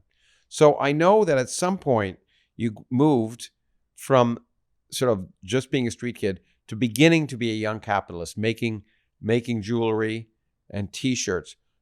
I'm not certain of the time frame of that, and I want to know. So, was it long after that you had moved? That was up in Flagstaff. Mm-hmm. You would somehow, and I don't know why you moved down to Phoenix. You never so explained why. I've gone back and forth between during that homeless period, the 6-month stretch I was telling you about. I ended up in Tempe and then ended up on a road trip where I was trying to get to New York. I had this fantasy that all my dreams would come true in New York because as a kid, I thought you really made it in life when you can walk down Fifth Avenue with a cup of coffee in your hand and not spill a drop. And so I was going to go to New York, but I didn't make it to New York. I made it to Jimenez Springs, New Mexico, where I lived with a bunch of hippies in a commune. And then basically had to hightail it back to Arizona and hitchhike back. But during that time when someone answered my question. Why Tempe? How did you end up? Was it just a cool place to be? It's just a cool place to be in Arizona. I mean, I know. I mean, that's where I there's worked. There's not a lot going on in Arizona. Yeah. I know. I was there. I lived there. But at least there were like college kids there. There was a really cool punk rock store there called Eastside Records. And but one of the first hustles I had was there's a store called the Free Store. And you could go in and you could pick out 3 free things and sign your name to a little logbook. And I would go in and try to find things that I could resell. So I would go across the street to Buffalo Exchange. I'd go to the bookstore down the street, and I developed this economy doing that. And then I would use the money that I got from that to buy materials to make necklaces. And then I made these hemp necklaces and these things, and I would go from table to table selling them to people. And then, from there, it just built and built and built. Did that, okay, so that's your first young entrepreneur experience. Yes. But did that come naturally, or did other people suggest you do that? Or, I mean, it seems to me an interesting and innovative approach to changing your life. I've always been interested in business, if I really want to be honest. I want you to. I've always loved it. Mm-hmm. My first stint as a business person actually was my grandparents would send us pecans every season. We would shell pecans and then we would get baggies of them, but we couldn't make enough pecan pies. Mm-hmm. Like our freezer was filled with them. And so I decided that they would go bad and we would just throw them out. So I put them in little baggies and I started going door to door, and I did something to try to figure out the optimal price of a bag of pecans. Mm-hmm. So I would start by selling them for $3. And if they sold too quickly, I went up to $5. And if they sold too quickly, I would go to $7. Basic economics. You had microeconomics okay. Eventually you get a good amount of yes, no, and you realize what the price should be. And wonderful. I landed on about $5 a bag for these pecans. And that's what got me hooked, was you can take something that people value and bring it to them in some way. And then you can mark it up. And granted, my cost of goods was nothing, which is cheating. But it still taught me that skill. And I took that with me into homelessness. Wow. Okay. That's it. And so it was natural for you to look at ways to do exactly that then. Yeah. And some people it's a lemonade stand. Some people it's baseball card collections, and mine was pecans. As one might say, to make something from nothing. Yeah, as I like to talk about as a scientist. But anyway, okay, good. And you were doing that. So that was when you were already then a teenager. You already moved down there. You're 15, 16 or something like that at that time? Yeah. Okay. Now, I know, in full disclosure, I met your quote-unquote new mother, who may be watching she's this. She's very instrumental. I guarantee you she's going to watch this. Yeah, okay. She was there in Phoenix. Yeah, so right? One of the... I got a boyfriend when I was homeless, and he was the person that I hitchhiked trying to go to New York with, and it was her son. Mm-hmm. And I hadn't met her yet. But at some point he brought me home, and he was homeless, but it was more of a Jack Kerouac, romanticized homelessness. You've met Karen. He had no reason to be out on the street. Yeah. And he brought me home, and I was 14 years old, and he was 19. And she was like, oh boy, This is terrible. This cannot be happening. But she saw my situation, and the first time I met her, I didn't see her again for quite some time. But the second time, she decided to take me in as a child and basically become my parent. And I really, really credit her for the ability to even look you in the eye. You know, when she got me, I was a shaking leaf. I was a nervous wreck. I could not hold a conversation with anyone. I would hide. She would yell at me, but in a good way. She's like, look at me when I'm talking to you. You know, I know you value that, right? And I value it. She made fun of my clothing to the point so I could dress better, you know. And she did all of the things that I didn't have in my life. And she really, really helped in so many ways. But the most important thing was she encouraged me to keep trying and keep doing things that were unnatural to me, including rejection. You know, she's the one who pushed me out the door to go try different jobs. And then she was around when I became interested in technology, and she really encouraged that. Oh, okay. Oh, great. Okay. So that was happening at that time. That was I very dated her formative. son for 7 years. For 7 years. Yeah, wow. 7 So years. you would really grew up. I mean, you were 14 to 21. That's quite a And it was formative age. awkward. You know, it's controversial now, but it's awkward to walk around with your boyfriend and calling his mom our mom, holding hands. It's kind of weird, but yeah. it is what it is. Sounds like it's your brother. Yeah. Yeah, Okay. exactly. Yeah, I get you. It's weird. One of the things that was characteristic when you talked about hitchhiking, again, that struck me then and again numerous times in your life, and is your willingness to sort of, you weren't risk averse. Let me put it that way, and which again is a good characteristic, I suppose, to someone who's going to become an investor. I mean, at some level, risk averse is a good thing. You have to be in my industry, yeah. Yeah, but You have to take risks. You have to be willing to take risks. Yeah, you have to take and risks. I that was certainly a characteristic of you. But I think you'd survived, and the risks could pay off. The willingness to basically explore, saying, "Okay." I mean, you've talked about various times in your life where someone says, "Come over and just do this," and I think, "My God, it's a terrifying thing to do. Just come over. I want to, come over to my place. I'll talk to you, or come over to our commune or whatever." And you just do it. Yes, I pretty much always just do it. I guess maybe had I worried about risk all of the time, I would have missed out on so many opportunities. And I'm sure there was plenty of risk around. I just was oblivious to it. And, but no, I've always had a sense of adventure. I've always loved to figure out when you don't know what tomorrow brings, and the day that's in front of you is all that you have, you can take more risks. And there's something beautiful about that. Yeah. And I think people ought to try it when they're not in those circumstances. Yeah. And what I was particularly interested in is that you didn't know where it would go. Never knew where and it would you go. you let the circumstances take you to you didn't presume in advance what was going to happen, but you let reality and experience teach you what was going to happen. Exactly. And you know why I'm saying that? Because guess what? It's That's science. It really is. It really is. It's the idea of not letting your belief, the evidence reality conform to your beliefs, but letting your beliefs conform to the evidence reality. Going to where the data takes you, even if it's not where you wanted to go or where you plan to go. That's also part of being an entrepreneur, clearly too. Yes. Is finding out you're going in a direction that was totally different than where you went, but you're willing to go there because that's rather than saying, no, that's where I should be going, but the data is telling you go here. And that's one of the hardest things for people to appreciate in science and to learn is, you have an idea of how things should be. And the beauty of science and the beauty of your experience, which is what I mean, you're a scientist, the beauty of that is learning that your idea of where things should, or how things should be may be wrong.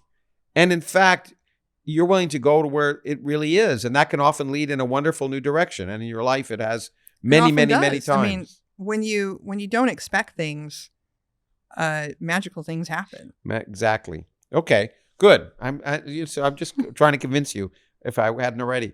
Now, and we're now about to get to where I think is a segue in your life, which I don't know much about and I haven't heard talked about sufficiently. And I really think it's important. But anyway, anyway, but there's one other thing that I want to mention, I know you've told me that one of the things, and it's obvious, and in the stories we'll talk about investing in certain companies like Uber and other things, that you can pick a CEO. You can see when someone's the right person to be a CEO, and not just picking ideas and stuff like that, but you can read people. I'm better at the ideas than the reading people.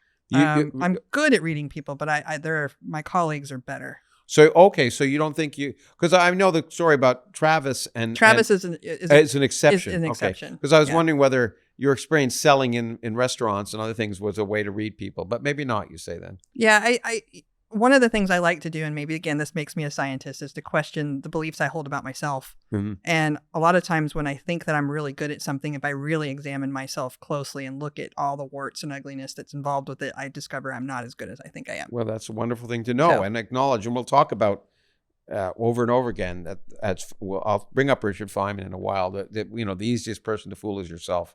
Yes. And we'll talk about that.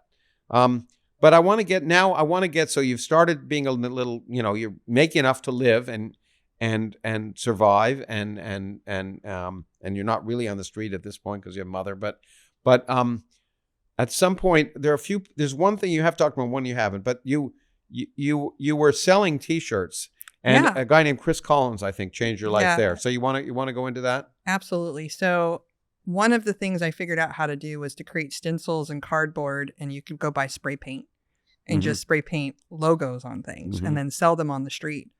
And at the time I was listening to punk rock music from the UK, and a lot of those artists couldn't afford to make their own t-shirts anyway. So the whole DIY movement was important for their marketing. Mm-hmm. They didn't care if we stole their designs. They actually encouraged it, which was a beautiful thing actually for that time period. And then I got into silk screening because I discovered you could get emulsion, you could get a frame, you could burn, you could go to someone's house and you could burn in an image into a screen, and then you could screen 20, 30 shirts, go put them at Eastside Records or Zia Records, put them on consignment or sell them on street corners and make a lot more money. And I was having a lot more fun with it because I was promoting bands I really cared about, and I was making a type of art that really resonated with me. What I really didn't know, though, is that my father is a graphic artist and he was a t-shirt maker. And I was just following in his footsteps and had no idea. When did you discover that? When I was adult and I found him. So I found him when I was 18. Wow. And I had no idea about this. And it was very shocking to me when I discovered he also was a silk screener. Wow. And no one had ever explained that to me. I just figured it out on my own. But one remarkable thing happened one day. I was sitting on the street, as I often did, because I would just sit there and think, and I still sit on streets. You'll find me sometimes just sitting on the ground because I don't care, and I'll just sit there and think. But this guy walked by and he was wearing a patch that I had made, and it was sewn on the back of his jumpsuit, and I'd never seen my product out in the wild. And even to this day, if I see a company that I've invested in have a billboard, or I see someone using something I invested in, I get so excited. Yeah. And so I stopped him. I said, "Hey, you." And he turned around and he goes, "What?" And I said, "I made that patch." And he said, "Prove it." And I said, "Well, you bought it either at Eastside Records or Zia." And he goes, "Oh, wow." So he came over and he sat next to me and he said, "What's your story?" And so I told him, and his mother had a sign shop. And so he said, "Well, you should come over and you should make stickers at my mother's sign shop." And he gave me his phone number. But he was really nice. And when you're homeless or on the streets, people are really nice to you in that way. You kind of avoid them. I don't know how else to explain it, but you've got to get stranger danger to some degree. And so I never called him because I thought he's the happiest person I've ever met. And he's a little too eager to help me. So not going to call him. Yeah, that's safety. Yeah, you have to be safety minded. So about, I want to say like 4 or 5 months later, I saw him. There used to be this coffee shop called Java Road. I think it became a bank. And he was sitting out there in the dark and he was on a laptop, and I saw the glowing of the screen on his face. And I didn't even notice it was him at first. And I ran over there and I just said, "What is that?" And he's like, "Oh, it's a laptop." And I'm like, "Oh, it's you." And he's like, "You never called me." And I'm like, "Yeah, sorry, but can we talk about this computer thing you got going on here?" And he showed it to me, and he was showing me some really, now would be very crude art. It was like ASCII art and some anime stuff that he had on there. And I was like, "Can you get online with that?" And he's like, "Yeah." I'm like, "Where?" And he's like, "Well, we got to find some kind of phone jack." And he's like, "Do you have one?" So we had, the first task we had was to find a phone jack. We finally found one. And I remember hearing the modem for the first time. Oh, wow. Now, here's what's really interesting is my sister and I had been separated. I told you the story about how she was removed from the home. I was told that she ran away. She was actually living with my grandparents. And one of the things she had told me in passing when she was in college was that she was on this thing called IRC. And so I said, can you get on something called IRC? And he's like, yeah. So we got on. I found my sister that night. What's IRC? Internet Relay Chat. Okay. So it was a text-based. At the time, there was no GUI for it. It was just like a text-based chat thing that you would run out of Unix. And I got online and I found her. And I was talking to my sister for the first time. Wow. And that's when I realized I had this epiphany. I don't care what it takes. I'm going to do something in IT and I'm going to do something with technology. And from this day forward, I'm going to learn about this. And then I was hooked. And that's when I started reading books. I could not stop reading technical manuals. I would go to the library. I would go to the store. I would borrow books. And then luckily Unix has this thing called man pages. So you can just sit there and read about every single command. You can go to the Etsy directory or any directory, find anything and read about it. Yeah. And it was endless. Yeah, and it so, is endless. And so I never looked back. I mean, that was the end of it for me. Well, you once told me a story or an episode, and I wanted to, that you were, at some point in the midst of all this, maybe after you learned Unix, you got in the customer, you got in the customer relations area or customer service. Yeah. Well, maybe talk about that. And then I was going to, there was an epiphany, or at least a key moment in your life, which I wanted to ask about, when someone said to you, are you just going to sit and read, look at the internet? Or are you going to, why don't you tell the story? Another magical person we should gush about, Lee Burton, who's unfortunately deceased. So I wanted a job in tech and I didn't know what to do. I couldn't go to college easily. I didn't have a high school diploma. And so I looked to my hacker friends. So I should back up a little bit. Because of meeting Chris, I stopped hanging out with the punk kids that I was hanging out with for the most part. I only kept the ones around that were interested in learning or going someplace. And if they weren't interested in learning, I really didn't have any time for them. Okay. So the ones that were interested would take me to these 2600 meetings, which is a hacker magazine at the time. It's still around, actually. And we would have these meetups and we would get together and talk about all the various things we had discovered that week. Oh, wow. And that's when one of them told me, you could probably do dial-up tech support. It's not that hard. And I was like, well, what do we do? And they're like, let's go role play. So we went over to their house and I would call and I would pretend to be a customer and they would pretend to be tech support. And they would walk me through what it took to set up. At the time, it was Windows 3.1, Windows 95 was the predominant operating system. And so there was something like 13, maybe even more than 13 disks to get even just the operating system installed at the time. Okay. And then to get Trumpet, WinSock, and all that going with Windows 3.1 was an ordeal. But we role played enough that I went and applied to a place called Extreme Internet, which is over in Scottsdale. And I interviewed there and got the job. And it was my first tech job. And it also not only was my first tech job, it was my first sit-down job. Wow. And so when you go from a standing position to a seated position, wow. I mean, that's a big step up. Was it for your first job interview too, or no? It was my first job interview. Wow. Real one. Real job. Other than like retail and stuff like that. How old were you then? I think I was 18 or 19. Okay. And so I started working there, and this place was really interesting. It was an ISP that was run by Lee Burton and his business partner who was blind. And so they hired mostly blind tech support people. Wow. So a majority of our employees were vision impaired, and that was really fun. Getting to learn how to make things accessible to them, how they even dealt with questions on the phone and described things like a blue screen to someone, was a really fascinating thing to me.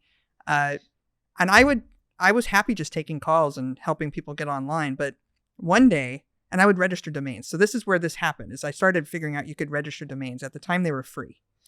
And so I registered thousands of them. Oh, really? And then ICANN came along and decided that they were going to charge, I think it was like $100 for them. And so these bills started showing up, and they showed up by the trash bag full because I had so many domains. Oh my God. But I didn't have any money. Yeah. Because I was making at the time above minimum wage. Yeah. But that was because it was a tech job and they pay more. I still couldn't afford these things. Yeah. So my boss came over to me and he threw a book on my lap one day. Mm-hmm. And he said, you could make something of yourself if you stopped registering domains and chatted on IRC all day and learned a thing or two. Wow. And I looked at him and I'm like, whatever, crazy person, Mm-hmm. I'm not going to listen to you. So the book sat on the corner of my desk and started collecting dust. And one day I was like, what the heck? I'm going to open it up. So I open it up and I start looking through it. And by the 8th page, I'm going to frame this page because it's one of the most important pages that ever changed my life in a book. Mm-hmm. There's this thing called a shell escape for if you run a command as root, but you're sudoing in as root. So basically you're not a super user, but you're using a command as if you're root. You can escape out of it. When you escape out of it and you type, who am I? You have the permissions of root. Okay. You are a super user at that point. Okay. So the first thing I did was change his password. Okay. And so I escaped. What I did was actually, let me back up. What I figured out was what programs does he have? What code has he written for us where we're behaving like root, doing something for the customer, but we are not root. And that was password changes for our customers. Because often they would forget their password. Yeah. And we would have to do it over the phone. Because there was no manual way for them to do it. Mm-hmm. And so I figured that out, changed his password, and I went in and handed it to him. Mm-hmm. I said, Lee, here's the new password to your server. And he's like, not possible. Uh-huh. And I'm like, oh, that book you gave me is great. It's so great. I'm like, try it. So he tried to log in, couldn't log in. And he's like, what the? I remember he was cursing. Yeah. And I thought for sure I was going to lose my job. I thought, this is it. I'm going to lose my job. I'm going to have a story to tell. Yeah. And so he tries the password. And I remember he just sat there dumbfounded for, it must have been 5 minutes. And then finally he took a deep breath and he said, go get your chair. You're going to sit next to me now. Oh. And he's like, and you now make $13 an hour. Wow. Thanks for reading the book. Wow. So he could have fired me. Yeah. I was insubordinate. Mm-hmm. I could have done a lot of things that were wrong, but he took it as, I'm going to make her my Padawan. And he took me under his wing and he mentored me for a couple of years. And because of that, I was able to come out to Silicon Valley and get my first. Well, that's what I want. I mean, Valley this is a job. transition that's so mysterious. I've never heard discussed. I think it's important. Yeah. So you learned from that.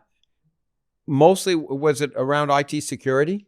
No, we ran an internet service provider. So he taught me everything from provisioning DSL to T1s, FRAC T1s, network engineering, DNS management, Unix stuff. I maintained all the Unix servers, the web hosting, everything there. And so basically I was a junior sysadmin and I helped run the ISP. So that's a whole bunch of skills that are really useful. They're very useful. So, and now, so how then did you go out to Silicon Valley? What was the transition?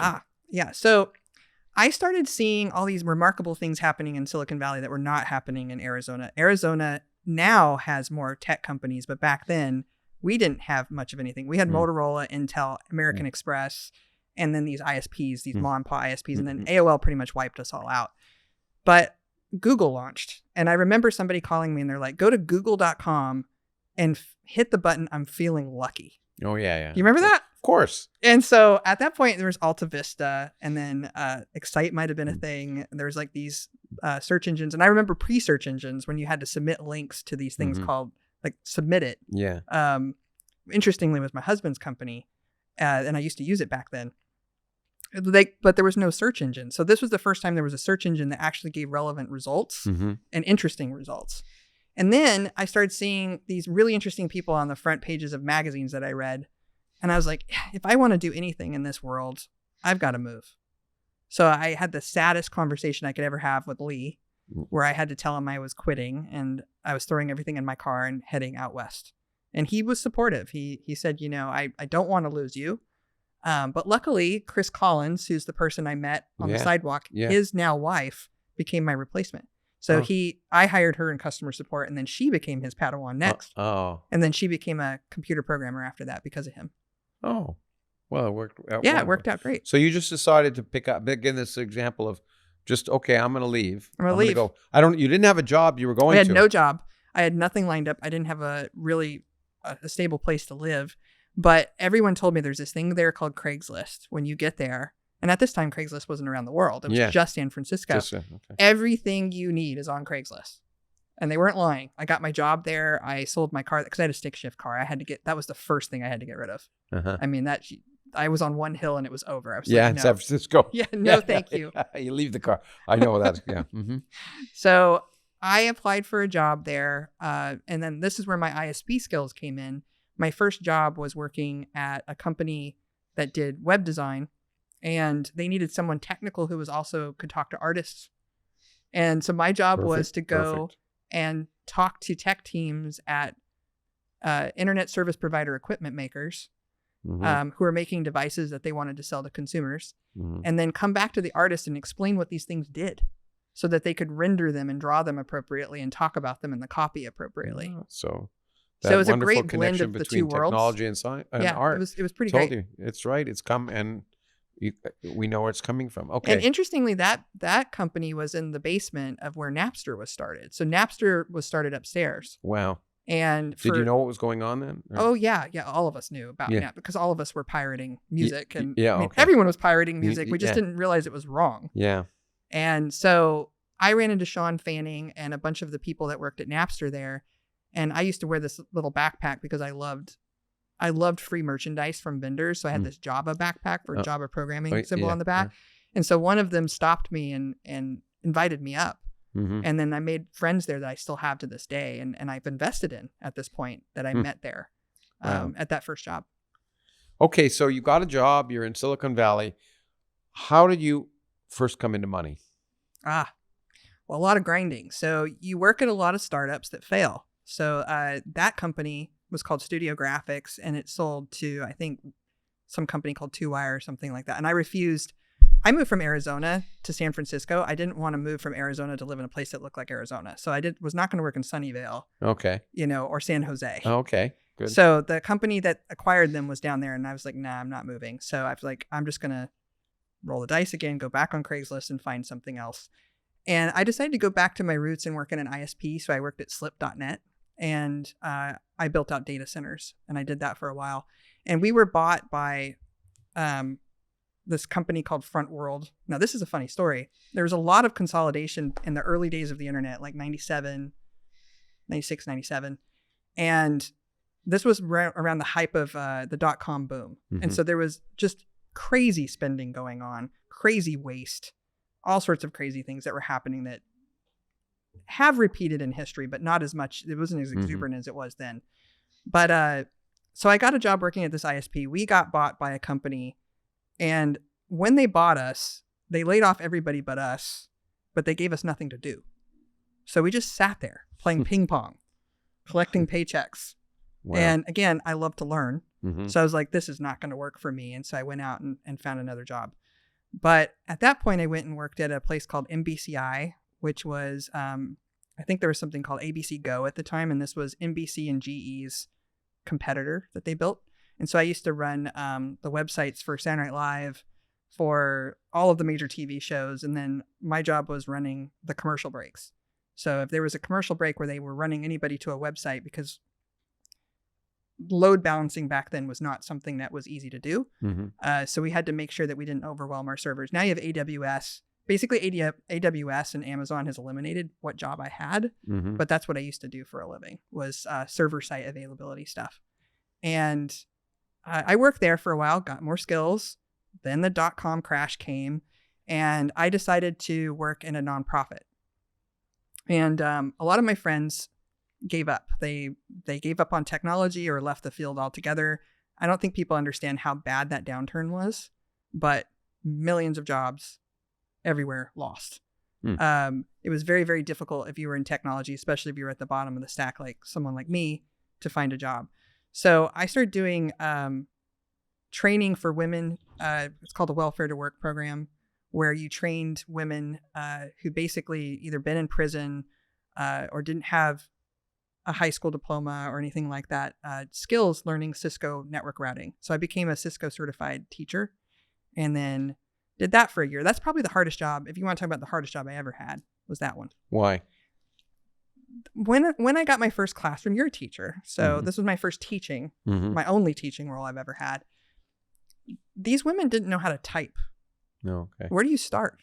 Yeah. And I'm supposed to teach them network engineering at the end of it.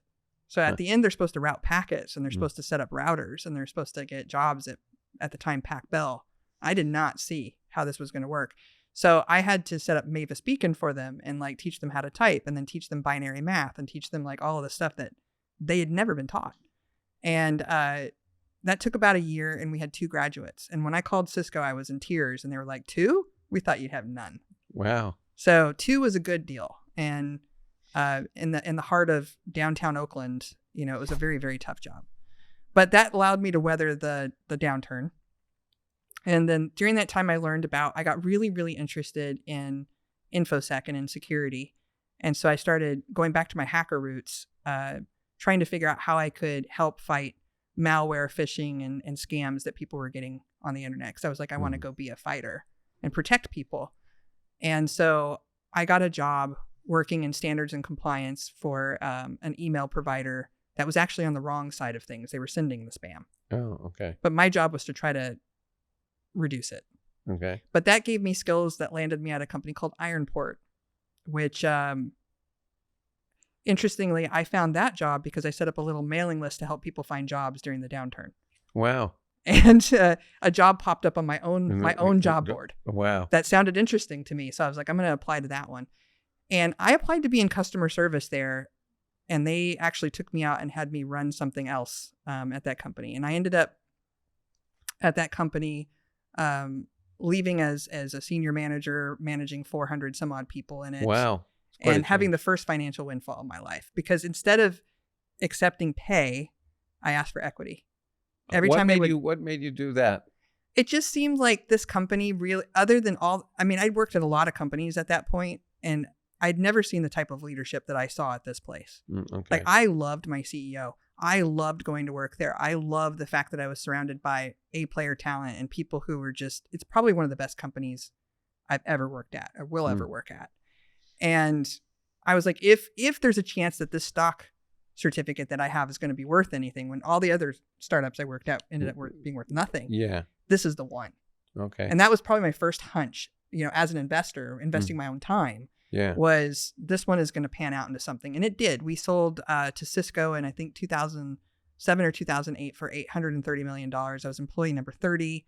And then again, I got all my raises in equity. So I got my first windfall.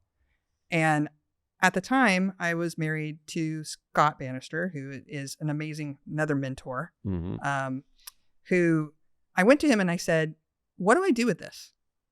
Do I put it into public stocks? Do I buy land? Do I get a house? And he said, no, you put it into high-risk startups because I'm going to show you what I really do. Oh. I don't start companies and work at companies. He's like, I'm actually an angel investor. I'm like, what is that?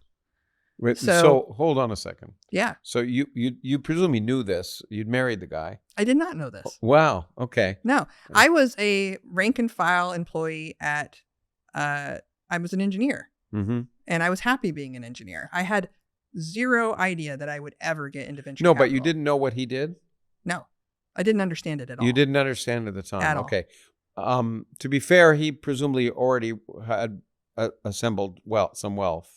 I presume so. Yeah. Well, you presume so, but you were married, but you didn't quite know. No, we don't talk about, I know this sounds really strange, and you've met us. Yeah. We don't talk about this stuff, or we didn't ever before then. And we lived a very, very Walmart-y lifestyle, had small homes, and we were never extravagant in any way. And so it just never occurred to me that he was doing any of this stuff. Okay. And not only that, but when he was doing it, we were illiquid. We never had any money. Yeah. So basically my salary was paying for a lot of things.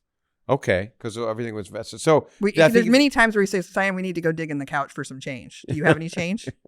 You know, I had to pick up side hustles and jobs. Which was an experience we won't go into, but you'd had a lot of experience that when you were younger. Yes. With change on the floor. But anyway, that kind of then answers, I was wondering, so you got a windfall, and the next question was, why didn't you invest it?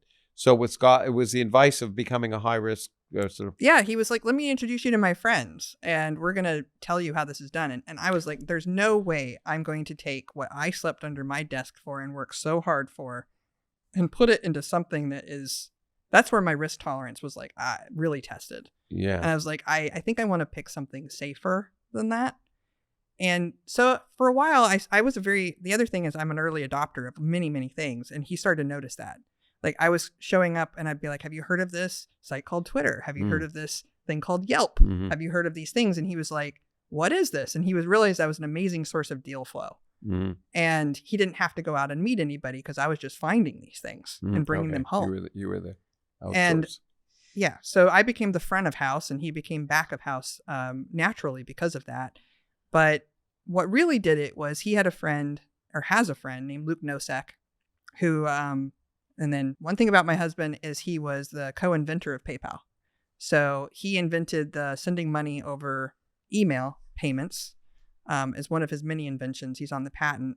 And so, I mean, that's how he got started in investing. He was the first investor in PayPal. He was on the board of PayPal. So that brought in some But money. he also started this company called Submit It that I had used. So when you I had no idea that was even his thing. You to mention, use it. That's I kind had of neat. no idea. But he brought over Luke Nosek, who was the co-founder of PayPal. They went to university together in Illinois. And Luke got on his knees. I'm not joking, on his knees. And he said, I need all the money you guys have because this guy, Elon Musk, is starting this space company and we have no money. We're out of money. Like, what do you guys have? Huh. And so Scott looks at me and he's like, this is an opportunity. Uh-huh. Do you want to put it all here? And I was like, ah. So I went and talked to a bunch of my friends who were at NASA, did any diligence I possibly could at the time, which was very admittedly little because I didn't have a lot of connections, and then took a leap of faith in Elon and in that endeavor. And at that time, the rockets were blowing up still. Yeah. So it did not look good at the time. And this is why investors couldn't be rounded up. So my very first investment was in SpaceX. And I don't know if it's appropriate. I mean, it was a fair chunk. I mean, I don't know whether it's fair to ask how much. No, I mean, at that time, I think they were raising $30 million compared to what they're raising now. Yeah. I guess it was a significant portion of that round. Okay. Wow. It was a big leap, but okay. It was a big leap. And then afterwards watched the rockets blow up and was like, okay, what have I done? But it turns out it was probably the best investment I will ever make. Oh, come on. In my career. We'll see. We'll see. So you're young yet. Yeah. Okay. It's really tough to find a SpaceX. Well, it doesn't come along every time. You found a few other things, which I want to go into, in fact. But before we get there, and it's really appropriate you just talked about this, because another characteristic that I think that seems to be clear now, but I would have said it in advance anyway, is that you're fearless in some way. And interestingly enough, I can't help but I'm wondering of going back to something in your childhood again. I sound like a psychiatrist, I know, but was that episode with that wolf? Oh, yes. And I mean, you were 11 years old and you were assigned a task to basically feed a wolf. Yes. Over you want me the to tell summer. that story? Yeah, go ahead. Tell the story. I was one of the many jobs that I've had in my life was taking care of a wolf dog. And this dog was in the 90 something percentile wolf dog. I mean, it didn't live in this guy's house. And I was supposed to take care of it for a summer. My job was to go over there, open up his door, go to the freezer, take out a steak, put it on the ground, microwave it, I guess, crack an egg on top, and wait for the wolf to show up. And sometimes the wolf would show up right away. And sometimes the wolf would take an hour or two. Wow. And so you would sit there and wait for this wolf. And I was small and this thing was huge. Yeah. And I'll never forget its eyes. But yeah. But you didn't. I didn't quit. No. It didn't occur to you that he could kill you? No. Never occurred to me. Never occurred to me. Well, maybe, I don't know whether fearless or silly is the word at that it could time. be either when one. you're You 11, take it- it's you can probably take it silly. either way. But as Yeah. you get older, fearless by the willingness to change your course in life. Yes. And we've seen it. I mean, I don't have to say I believe that anyway, but hopefully over the course of the discussion, people have seen a variety of times you've been willing to completely change the course in your life, which most people maybe do once at best. That's the kind of fearlessness. I'm not talking about fearlessness about, being beaten by a wolf. Willingness to change your course in life. And I don't know how many times that's happened, but we've gone through them. I was going to ask how many times it's happened. But I think that is an important characteristic, a characteristic of once again forcing yourself to let the opportunities guide you, let nature guide you. You don't know where you're going, but you're going to follow where it takes you, which of course is science. But once again, science. This may sound like a weird segue. Maybe it is, but in science we learn all these tools, which I extol, for how to learn how not to get caught in a rut, not to keep doing the same type of thinking. And that's what's so good about science. It's a set of techniques for learning, doing experiments. When they fail, learning how to use them, et cetera, et cetera. But the segue I want to make is, it seems to me, one of the interesting things is you're wearing above your sweater right now some dice. Yes. and yes. And I want to talk about that a little bit before, and it may not sound like it's related, but I think it is. And since I'm doing the questioning here, so why don't you tell us what you do with those dice? Yeah, so I make decisions with these dice where any situation where I feel like there's decision paralysis. So, the safest way to do it is obviously choosing where to go to dinner. But I've done things from like where to travel to. I have not made financial decisions with other people's money. Okay. I think they would probably get upset with me. Yes. But I have made financial decisions with my own money. And I have to say that I have never been disappointed with the dice. So what I do is I will write a list of, 12 things, and whatever it lands on, I do them. It doesn't matter. I do not betray them. I don't question it. I just do it. And why that's important is sometimes we need to force ourselves, to will ourselves towards something that's uncomfortable that we don't want to do. So a lot of times I'll put things on the list that are actually uncomfortable on purpose. I never put anything on the list like, become a crazy MAGA person. Yeah. Is not on the list. Yeah. Okay.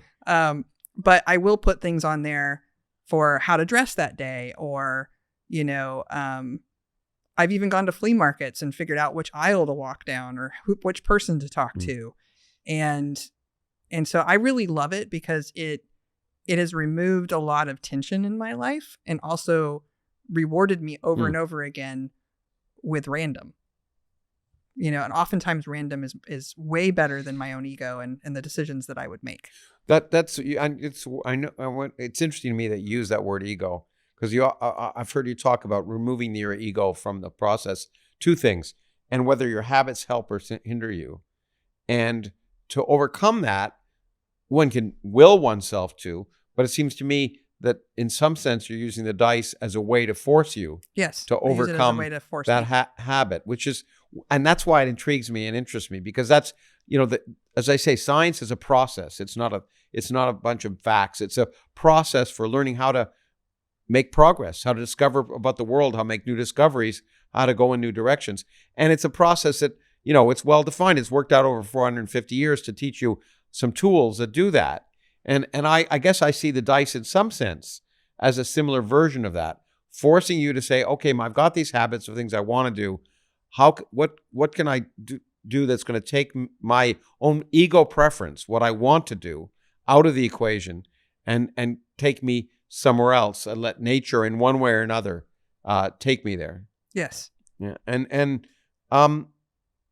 And so that requires a certain amount of fearlessness. And I am intrigued that we made the connection of these dice. We may not know. I think it might have to do with the clipper ship at Miss Haney. I'd never made that connection before, but that's the very first memory of dice rolling. I already feel like my work is done. That made me happy. But okay, let's. I want to talk about, the fearlessness of investing. Okay, and you've talked about the SpaceX, which paid off, but you've made other ones, and I want to talk about what were the guidelines for and maybe that was the first investment you ever made, and that was sort of guided for you. One of the questions I had was, how did you learn how to do this? But now I think I sort of see you as your husband and his friends, his colleagues. Because I wondered how you've got a bunch of money. I've had a bunch of money. Great. How do I become an angel investor? Most people aren't.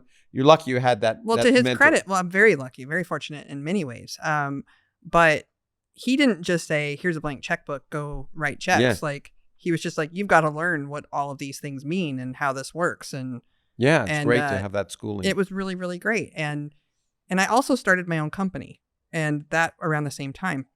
And starting my own company actually was the most important thing that I did as an angel investor, because I wouldn't have been able to identify what it took to start a company, be a good leader, hire, fire, raise capital, or any of the things that it was required of a CEO had I not done that myself. Oh, okay. Now, my company, I ran it for 10 years. I raised venture capital, returned the venture capital, and shut it down 10 years later. So it's technically a failure. But what I learned along the way, I've made investments in multiple categories based off of that.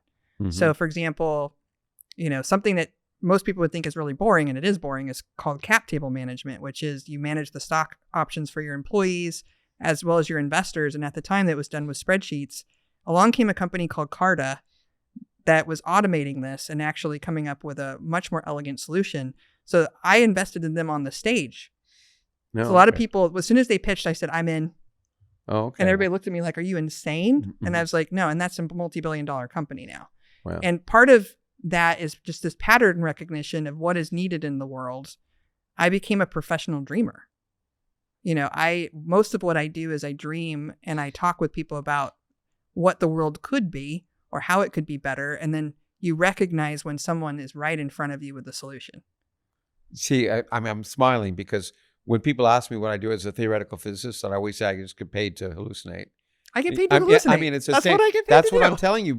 Thinking about the possibilities of the world is what science is. One of the things that science. But you see what a scientist. So a lot of times when people see me just sitting there for hours on end, I'm actually thinking about, okay, how, for example, right now, one of the question, I'm not alone in this, but what's going to happen to all of the jobs because of AI? Yeah. And you start thinking about how this plays out and where it goes. I recently demoed the Orion glasses at Facebook. And so now I'm thinking about spatial computing and what are the next layers and when should I enter that?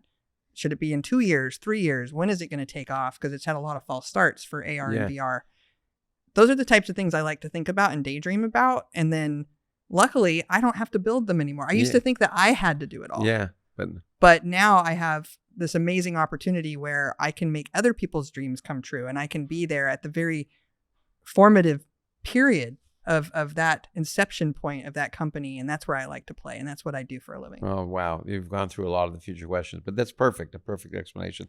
And the daydreaming part I particularly like. And so, I mean, by the end of this, I want to convince you that you are a scientist is the right thing. But, the other thing it's always about me. But anyway, no, not really. But I will at least say this. It's amusing to me that when I was a young professor, my daughter was 5, I think, around there, 5 or 6, and she was asked at school, what does your father do? And she said he sits and stares at a blank piece of paper. That's what I did for a living back in the days before computers, which I now spend my time on a lot. But which was thinking about as a theoretical physicist what to do next, what the possibilities are.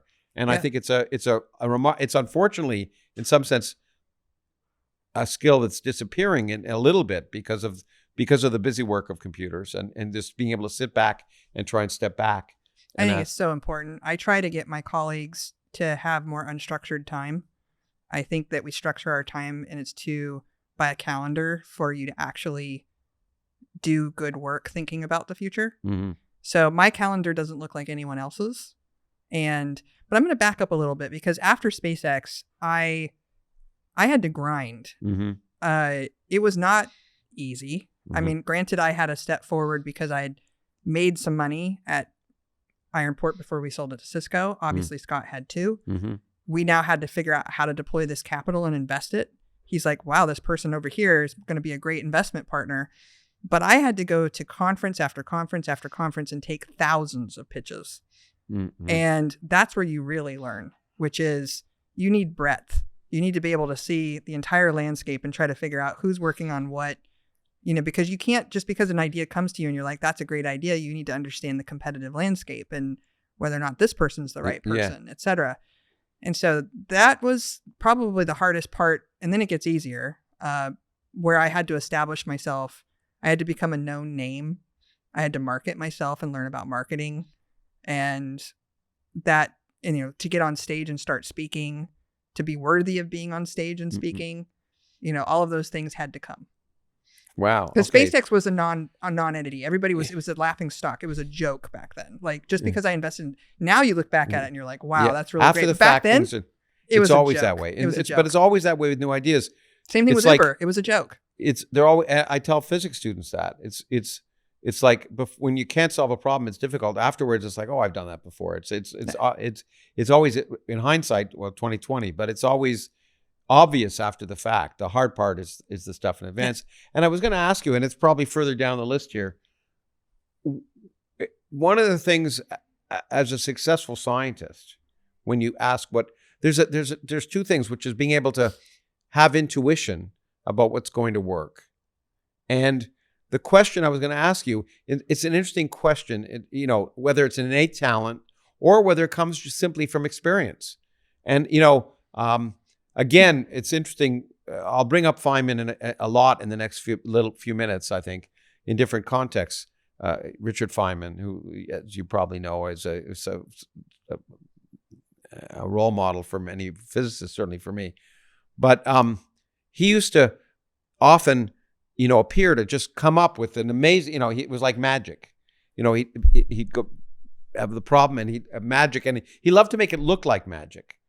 But after the fact, especially after he died, you saw that actually there were 20,000 pages of calculations he'd done. He'd done so many things that he had this tool set from experience that built up an intuition about what might work, and it looked like magic. It sounds like that period for you was the building of the tool set. I was going to ask you, how much do you think is innate talent, and how much do you think is experience in your success? I mean, I always call it an art form, what I do. So there are different tiers of investing, just for the audience. I'm a seed stage investor. I do early stage, so that often means I'm the first check-in. There are other investors who are downstream who have the benefit of data and have the benefit of what's called a data room. Mm-hmm. And you can get in there and kind of see if the business is working. Yeah. But I don't have that. I have very little to go off of. And because of that, you have 1 hour usually, but it's such a competitive space, to figure out in that 1 hour if someone is worthy of a check of $1 million or so, which, is a lot of money. Mm-hmm. And that part is definitely something that you can only learn through repetition and failure. And failure. We'll get to failure too. Because there's a lot of failure in this business. So on average, if you're worth your salt at all, 9 out of the 10 companies you invest in are going to fail. It's a power law thing. You want one to carry the whole thing. And a lot of people don't even reach that one. So you've got to figure out how to spot people and talent quickly, how to recognize that someone is intelligent. Mm-hmm. That's the first thing I look for. The very first question I ask anyone in one of my interviews is, why are you here? You could do anything. Anything. Why did you choose this? What's your inception story? Kind of like what you're going through my origin story. I start with their origin story. Mm-hmm. And what I'm looking for is some level of hardship or adversity that they have overcome. And ideally, it ties to the problem they're trying to solve. So let's say that they come from a family with tiger parents who are surgeons who cut off people's feet because of diabetes, which is a true case. Mm-hmm. And they tell you, you've got to go become a doctor. You have no other choice. And so this one entrepreneur said, I'm not going to be a doctor. I'm actually going to invent a sock that has sensors in it that tell you whether or not you have ulcers. And if I can detect your ulcers, we can prevent your foot from being chopped off. Huh. So when I hear this story, I'm like, wow, okay, you have a personal connection to the problem. You have knowledge of the problem. You're trying to do something that has never been done before, and you're trying to save people's lives. So it's mission oriented. And then I have to think about how big the market is, whether or not people can pay for it, whether insurance will cover it, and all that sort of stuff. But I can usually figure out within the first 5 minutes if I'm even interested, and within about 15 minutes if I'm going to write a check. That's how fast it is at this point. That's again with amazing experiences. This is great, and I was going to ask you in general about what were the guidelines for your first investment. SpaceX was an accident, but when I wrote down some things that I'd sort of seen from as I've looked at things you've done, and the first one I knew of was Uber, and Mhm. it came with. You said you often start with a thesis. Yeah, I always have a thesis. And also a question. I mean, Uber started looking at medallions at cabs and asking Why is it that I can't get a taxi? why is it I can't, and just asking the question, seeing the possibilities. I wrote these down, number them. Looking for talent, looking for intelligence. So having a thesis, asking a question, which again, by the way, is what you do in science, just in case you're wondering. And then looking for talent. Again, if you're doing collaborations, which is what science really is, most people think it's individual. It's not. You got to look for the right people. Yeah, it takes a team often. Yeah, it's a team. It's all a team. It's a social activity. Seeing possibilities, which is the hard. Again, as you say, it's an art. I often talk about science as an art. Alan Alda once said it was great that art requires precision, but science requires creativity, which is so beautiful because it flipped things on its head. Most people think of science as being precision and just doing things, rote things, and art as something else. But seeing possibilities, it's a mixture of art and experience, because the more possibilities you look at, often the easier it is then to extrapolate in the future. Looking for secrets, you said. Trying to find something that someone else hasn't What do known. you know that no one else knows? What do you know? So again, the cool tool of being a good scientist, by the way, is to try and look at those areas where you can mine, where other people haven't already mined, because there's so many people doing things. Okay, and you can elaborate on any of these things, but I've tried to write down what the things that I've sort of felt from reading and listening to you, and not getting caught in a rut of thinking. Don't believe your own narrative. Oh, you can't. I mean, one of the biggest mistakes that investors and I have made is, as the entrepreneur is pitching you, you get so excited about what they're doing that you start to interject about what they could do with it. What happens when that is you become the narrative, you stop listening to them and you start believing yourself. Actually, you're not even listening to them anymore. So you have to become a passive observer, and you have to ask questions where they lead you to the answers and they tell you where they're going to go. Because at the end of the day, you're not running the company. Yeah. And all my failures, I do a postmortem every time I have a company that fails. And I try to identify, was there anything that I could have done differently? Is there any question that I could ask differently? Should I modify my process in any way? Or was it just they gave it everything and it was a timing issue and there was nothing that could be done? But usually there's something you can learn and you can adapt and then roll it into there and then become better and better and better. We'll talk about that, which is a key aspect, learning from failures. The last item I wrote down, by the way, was explore and experiment. Seems to me you love doing experiments. I love doing experiments. Well, by the way, guess what that is called? Science. Science. And so, I mean, that's, I think, why I relate so much to this. It's really, you sell yourself short for that. But I call them games. You call them experiments. But that's what science is, just solving puzzles. It's, I mean, for me, that's what it was for me and a lot of my colleagues who enjoy it, especially both experimental and theoretical physicists and any scientist. It's really solving puzzles. It's fun. It's for you. And if it wasn't, you wouldn't spend the long hours that it takes to do it. Most people think scientists want to save the world, and some may, but that's not why they're doing it. They're doing it because they enjoy it. And it's a game, and it's a puzzle, and it's something that exploration is exciting for them. And that's what drives, and it's driven, I think, every scientist who's ever made any significant progress, and probably every businessman and every investor and everyone who's successful in anything, is I tell people, if you don't enjoy it, don't do it. And you really should enjoy it. Yeah. Yeah. But one of the things, this aspect of not getting caught in a rut of your own thinking, of believing that you know the answers, it's something that I want. Will now the first reference to real reference to Richard Feynman, who said that, and this is profoundly important, that the easiest person to fool is yourself, and that you have to learn techniques to question yourself, which is probably the hardest skill of all. And I don't know how many times I've seen, and Feynman talks about this too, but in my career, scientists believing so much in their experiment. An experiment is being done, and and there's a data point that's way off, and you could decide it's really significant when it's really an accident, because you got a lot of data points and some of them are going to be off. But it's so enticing and so seductive to believe it has significance that he would say the easiest person to fool is yourself. And here's an example that he gives, and it'll come back relevant to you. Okay. he would say, okay, you have one day you're dreaming, and you dream your friend is going to break their arm, and the next day they call you and they've broken their leg or even their arm. Mm-hmm. And you go, wow. And his point was, that's true, but think of all the thousands and thousands and thousands of dreams you've had that don't.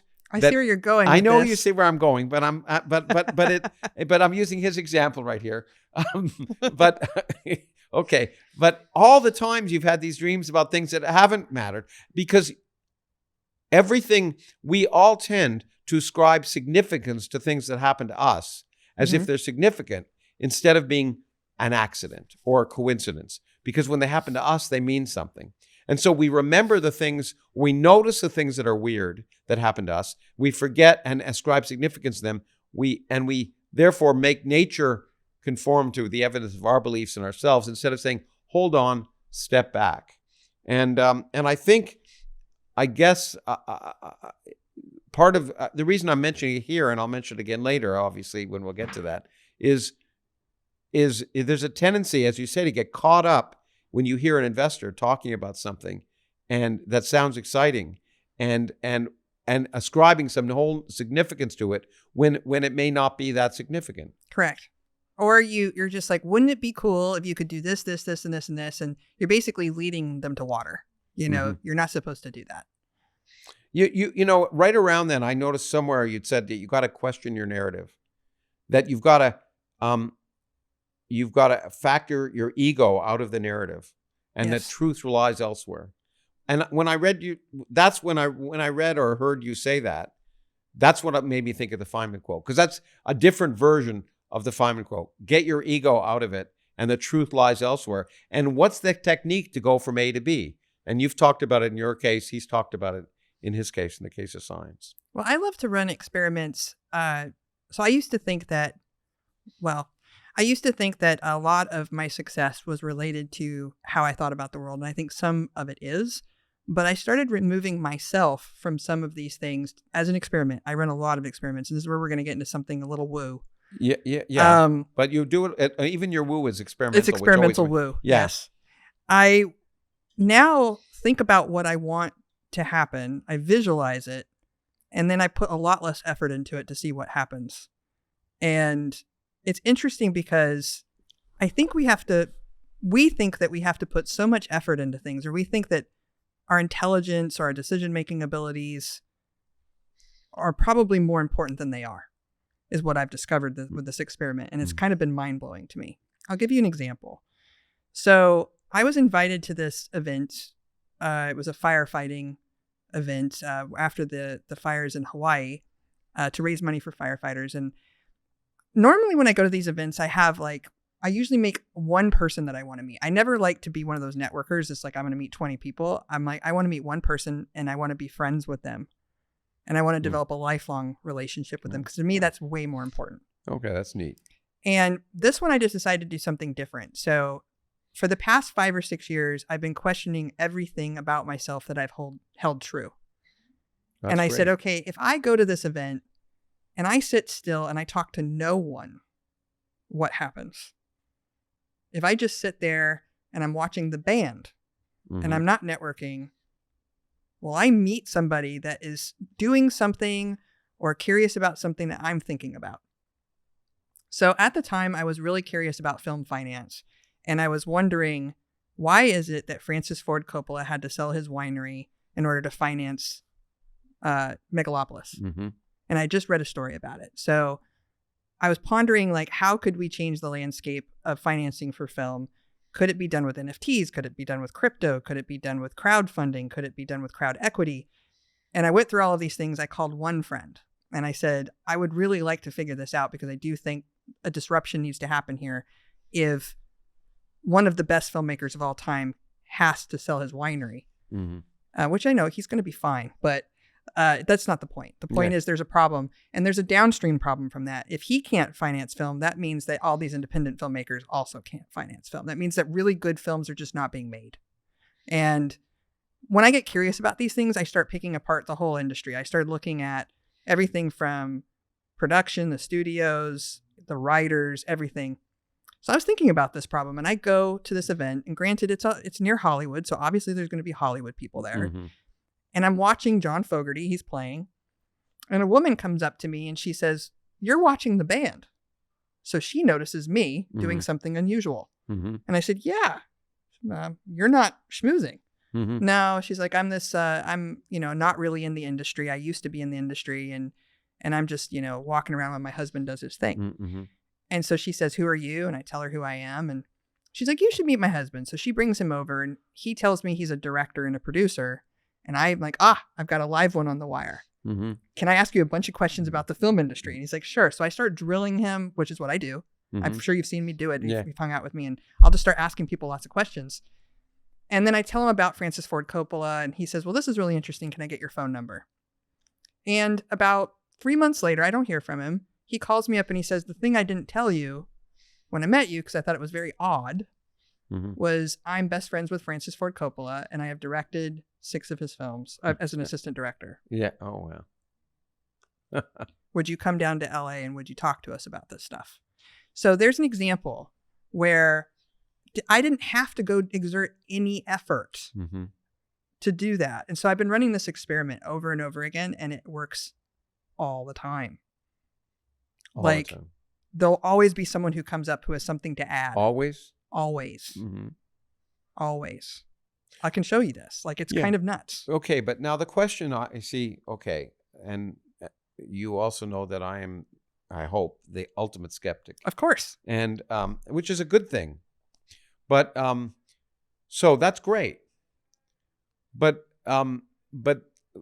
does that not reflect simply the fact that if you're open to possibilities, you'll find possibilities that are interesting? There's no overarching purpose or guidance to that. It's there's no evidence that there need be. That's what I would say, is that you put yourself in a position where your place is with interesting people.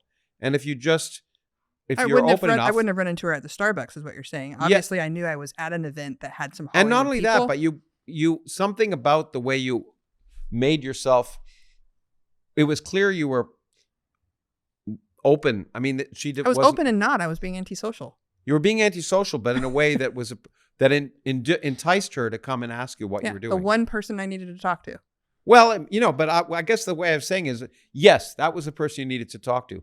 But if she hadn't talked to you and someone else had come up to talk to you about something else, you'd be telling me today that was the person that you needed to talk to. It's what I'm arguing. Sure. Yeah, absolutely. But anytime I have set the intention and I have gone into a place and said, I'm running this experiment, because I'm actually logging this stuff. Yeah. And I'm going to go. Impressed I know, and I'm impressed that you run these as experiments. I just am eminently impressed because I don't do that kind of stuff. And it is insane to me what comes of it. And I'm just me too. What does it mean? I don't know. Yeah. Right now, I'm just, as a scientist, observing and running experiments. Great. Okay. That's the point. It's fascinating. Great. It's fascinating. It's an experiment you're running and yet to come to conclusions about.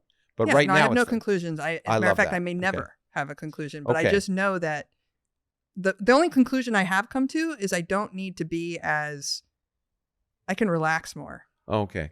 You don't have to be pushing it. You can let things come to you. As a matter of fact, it takes very little effort. Yeah. And that's the part that's blowing my mind. And I think the way you say it, I've heard you say it, is you let the universe come to you. Yes, I let it come to me. Yeah, but that's okay. That's just a matter of being an observer. And that's science. But anyway, or part of science, part of the empirical process. But nevertheless, at some point, you have I want to push the envelope a little further. You have called yourself spiritual. You now have a spirituality. And I'm wondering, I'm gonna ask. I don't know what the right word is for it. Yeah, I know it's an overused word, and whenever I hear someone say it, my mind glazes over because it usually doesn't mean much. But in your case, I think we'll explore what it means. But I'm wondering whether this is where you depart from your skepticism and questioning. So you have said that and we'll probably talk about that spiritual experience, but that there are two fundamental questions: why are we here, and what is our purpose? That are become profoundly important to you. Very important. And you've also described something which is interesting to me for someone who wasn't a reader initially, that basically you've gone down a rabbit hole of reading, that trying to understand those questions has led you to read intensively philosophers at a great level. And I've heard you talk about that. Mm-hmm. And so I'm going to go backwards. I want to come back because I want you to give some examples. I'm basically a 13-year-old learning about philosophy right now. It's great. Well, we all are, but that's wonderful. I mean, but it's great to be at this point in life and be able to. Yeah, I have the more luxury people to should do so become right 13-year-olds because it's so hard to do, and to open yourself, say, this is totally new. I want to learn about it at this stage of my life. But I'm going to ask you a question that sounds nasty, but I don't mean it that way. Go for it. Okay, I'm used to nasty questions. But because those two questions, why are we here? What is our purpose? What if they are meaningless questions? Because, when a scientist, I've always say any why question is really a how question. Because if you ask what is the purpose, you're assuming there's a purpose. But what if there's no purpose? Then it means nothing to ask that question. Richard Dawkins put it in a similar way. It's like, as he said, what's the color of jealousy? Although we know it's green. But I mean, in the sense that it's a question that may have no meaning. So you're assuming purpose. By asking, what is our purpose? Or why are we here? You're assuming there's a cosmic purpose and you're assuming there's a why. So you're answering the question in some sense before you ask it. I lived most of my life not assuming that. And during the pandemic, I asked myself if I was being honest, if I didn't try the other questions that you allude to maybe being meaningless, is I asked myself, what is the one thing I've never tried in my life? And that was believing anything. And what does it take to actually get to that point if you've never done it? Was the first experiment I started running. Okay. And that was hard because no matter how much I got up in the morning, you can't just say, I believe in God. Because I woke up today and I'm like, today's the day. Yeah. Some people do. Show up or she's going to show up. Some people do that, by the way. Well, that never worked for me. Good. So there was no tricking myself into believing in God. It just was not going to happen. So I started asking lots of questions and I started going down rabbit holes, reading philosophers. I did experiment with psychedelics. It's pretty common when people have these questions. And I just started running experiment after experiment after experiment, and I got my answer. Now, you may or may not, you're a skeptic, and you should be skeptical. And my answer is pretty simple, which is to spread joy. Mm-hmm. And the things that you identified, those three things are my purpose. Yes, right. But here's what I would argue. But I got confirmation of it. Well, okay. Let's hold on to that for a second because I want to argue that one doesn't have to be near. Those are three great purposes, and I'm glad they're your purposes. Yeah. But before we get there, I just want to I want to give you the opportunity because to point out what that you've had concrete experiences that have dramatically reinforced your sense of something else out there, and a whole bunch of words you said. And I don't know if you want to succinctly relate probably I've heard you talk about it, this experience about the chills up your spine that convinced you there was something else. I would love and I to. think it's worth talking about. I think I guess the question is, why do I want a purpose? Because I was perfectly content for the most part of living without one for quite some time. And my everyday experience was just be a good person, do good things in the world and do what's right by my standards of what was right and good, which is fairly universal. And that should be enough. We live, we die. That's the end. You turn to dust, whatever. I was okay with that until I wasn't. I started to get really depressed. I started to get very unhappy. I was dealing with a lot of, how do I say it? There was a lot of trauma in my life that I'd never actually processed. Never really thought about. I put it aside. I just went forward and just decided. Most of us do. Yeah, just put it aside. And maybe that's fine. But at some point, it will catch up with you. Yeah. So I had a stroke. And when I had the stroke, I realized, because everything stops when you have a health event, and you really put into perspective what matters. And at that moment, what mattered was air, sunlight, very little. And then you start to take stock of everything in your life that you're grateful for and what's important. And you start to wonder, when you nearly die, you start to wonder like, okay, was this it? Or is there more to it than this? And I felt like I owed it to myself to ask that question earnestly and as thoroughly as I possibly could. Yeah, in a way that I respect tremendously. Most people wouldn't do. They'd either just say, "Oh," or and assume it. But you ask the question and decide you have to explore it. So now I've read a lot of things that make no sense because people say, "Well, you should practice radical self-love." Well, what the fuck does that even mean? So I went and tried that. I was like, radical self-love is what? Eating bonbons? Like going to movies whenever you feel like it? Like taking a bubble bath? Like, what does it mean to radically love yourself? So I tried all the things. I read all the, blogs. I went to listen to all these influencers and none of it worked. And so it did not, things that are very, very simple on the surface will not integrate or make sense to people until they do. You have the epiphany and you're like, oh, okay. So I realized I had a problem where I was escaping my problems by working and burying myself in all sorts of things and running away from the fear of abandonment, running away from what had happened to me rather than running towards it.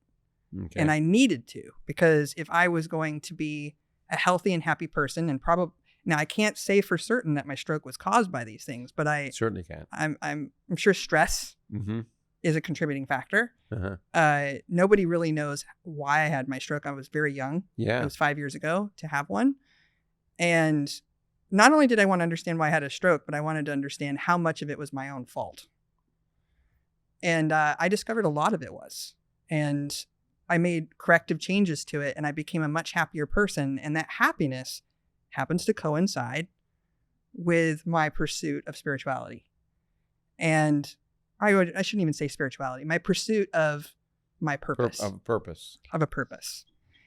And the breakthrough I had was an interesting one. I was watching a movie, and I'd read so many books and watched so many blogs and read so many blogs and watched so many things that nothing was clicking. This one movie had an interesting unlock, and your mileage is going to vary if you watch a movie. If I tell you about this movie and you go watch it, you're not going to have some kind of epiphany necessarily. Like, you have to be in the right place. But there's a moment of this, it's a very stoic moment where Larry, who is the main character of the movie, it's called The Razor's Edge, is confronted with a loss in his life. And most people with this loss would cry or act out or do something that he didn't do. Instead, he asks the person that he's in dialogue with, she was an alcoholic. He said, I know how she died, but all I want to know is who gave her the first drink.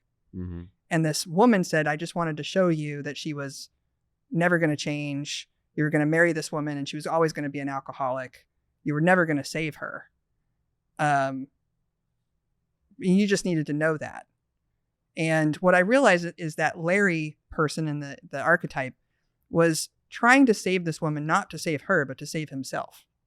Okay. And then I realized that everything, all of the trauma that the one person he was talking about, as well as the trauma that he had invented about this relationship with this person that had died, was all a fiction.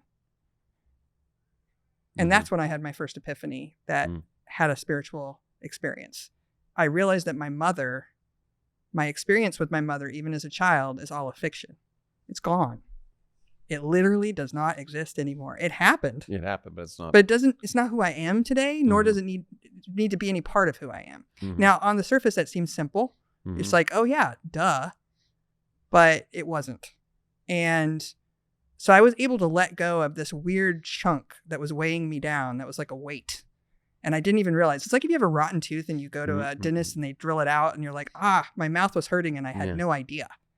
Like, I was in pain and I had no idea. Yeah. And suddenly I realized I'd never given my mother space to be who she is today. I'd never given her the opportunity. Now, she might just be the same person. And so a lot of people say, don't ever forgive, don't go back, don't extend anybody grace.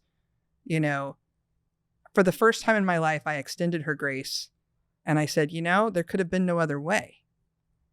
Like, I love my life. I love my friends that are in it. I love being alive. I love where I ended up. Everything that was bad that had to happen in order for me to get to where I am. So why do I care? Well, as we've also tried to show today, that there's so many characteristics of you that I think have arisen from that experience of your mother as well. Yeah. Beautiful things. Yeah. So you have to take stock of that and realize, like, as bad as it was, as horrific as some of the things were, enormous beauty arose from it. And I've been able to accomplish amazing things. And she did give me a level of resiliency. And some of the things that made me angry actually were lessons that molded me into who I am. And it took a piece of art to unlock that. But what happened after that, I did not expect. Mm-hmm. I wasn't praying. I wasn't looking for God. I was just looking for, like, something. I had this weird feeling that I can only describe as a shock, energy. I don't know how else to describe it. We have poor words for these experiences that came from the base of my spine and shot out the top of my head. Mm-hmm. And the world never looked the same after that. And it's almost like there's a lens you're seeing the world through, and then suddenly you're given a new one. And everything became more beautiful. Some jokes started to make more sense. I know this is really strange, but I would look at signs on buildings and I would like, oh, well, that never made sense before, but suddenly it makes sense. Uh-huh. And I don't think we realize that when we carry around trauma and we carry around grief and we carry around these things, it actually blinds us from realities we could see. Mm-hmm. You're incapable of even seeing them. Yeah. So that was fascinating to me. And then I started having a surge of serotonin. Mm-hmm. I mean, it was massive. Mm-hmm. And it was like, okay, what is this? And of course, if you have a surge of serotonin, you're going to start experiencing things that people might call supernatural because your brain is out of whack. Yeah. Uh-huh. So I'm looking at this as a scientist too. I'm like, okay, good. I'm experiencing a chemical explosion right now. What is this? But then I started getting very strange visions. I've never had these before. Mm-hmm. Okay, this is weird. So I was like, well, I'm going to follow them. And one of the visions I had was a picture of a fighting Irishman going like that. Mm-hmm. And for me, that meant either Notre Dame or at the time I went and looked in the news and I'm like, what is Irish? Mm-hmm. And the Celtics were playing. Now, I hate basketball. But I was like, you know what? Fuck it. Let's go to a Celtics game. This makes no sense. And so I went in and told my husband, I said, I need to go see a Celtics game. He thought I'd lost my mind because I kind of was losing my mind. And he said, you've never asked to do this. What on earth is going on? I'm like, can you please just buy me a ticket to a Celtics game? And I said, I don't want to buy the ticket. I don't even want to know where I'm sitting. I just want to see what happens because something weird is happening to me. I just want to know.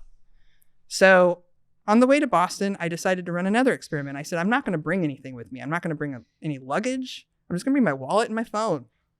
Everything I need, I think, is going to be given to me. I'm going to stop there because I've heard I've heard you talk at length about that particular experience, which was crazy. It's crazy. It's crazy, and continues to happen. I'll refer people to other podcasts to hear about that because I want to talk about some other experiences. But I want to. So people are probably very disappointed now because they want to hear what's going to happen. That's okay. You can seek her out and find it, but I mean, you could talk. I'd be happy to. Well, I've heard from you as a friend many experiences that have been interesting. The one thing that I heard you say at some point somewhere that this particular spiritual experience, the epiphany that you had with the bolt shooting out from your spine, you felt like a veil had been lifted, and you suspected something beyond us. There must be more than we can see, and there must be an energy life force that doesn't disappear. Those all came out of that moment. Now, I guess the question I want to ask, and then I want to, so I'm going to sound skeptical and whatever, and then I want to talk about some of the, at least another one or two of the examples of what you've had. But is it not, have you thought, and I'm sure you have, but my first reaction is, well, that's a psychological experience. It's not a supernatural experience. I mean, love is a psychological experience. Love is all of these things are, and they're quite natural. They're wonderful. They feel divine. but they don't necessarily have to be. And that this was a wonderful psychological experience of a burden literally being lifted from your psyche, and therefore feeling a oneness with the world and a wonderfulness about life, and that maybe things have to, there's something beyond us. And science certainly tells us there's something beyond us, okay? But when you say there's a life force, then I jump back that doesn't I don't know with disappear. certainty. What? I feel something. I suspect something. I understand you suspect something, but my counter argument would be, and I'm sorry to disappoint people, I'm sure, because I love going with this, is that there's no evidence. There's not a single piece of evidence that there is. When you say life force, what does one even mean? That doesn't disappear when we disappear. We can measure people when they die. We can measure the electromagnetic radiation. I could measure a light bulb on Jupiter if there was one with radio detectors we have now. So it's nice. It sounds good, but could that not just be wishful thinking? Sure. And it all can be.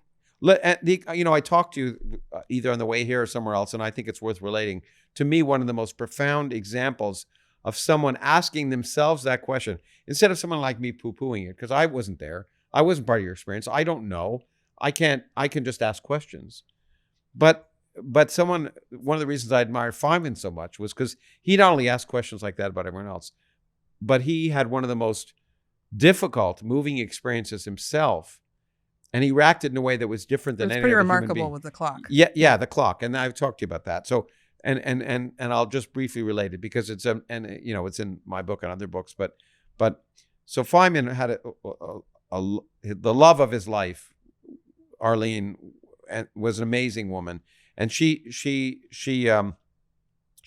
was ill, and I guess it was TB probably, and while he was at Los Alamos working at the atomic bomb, she was in New Mexico and Albuquerque, I think, where they had a hospital, and he zipped back and forth every weekend, hitchhiking or taking other things.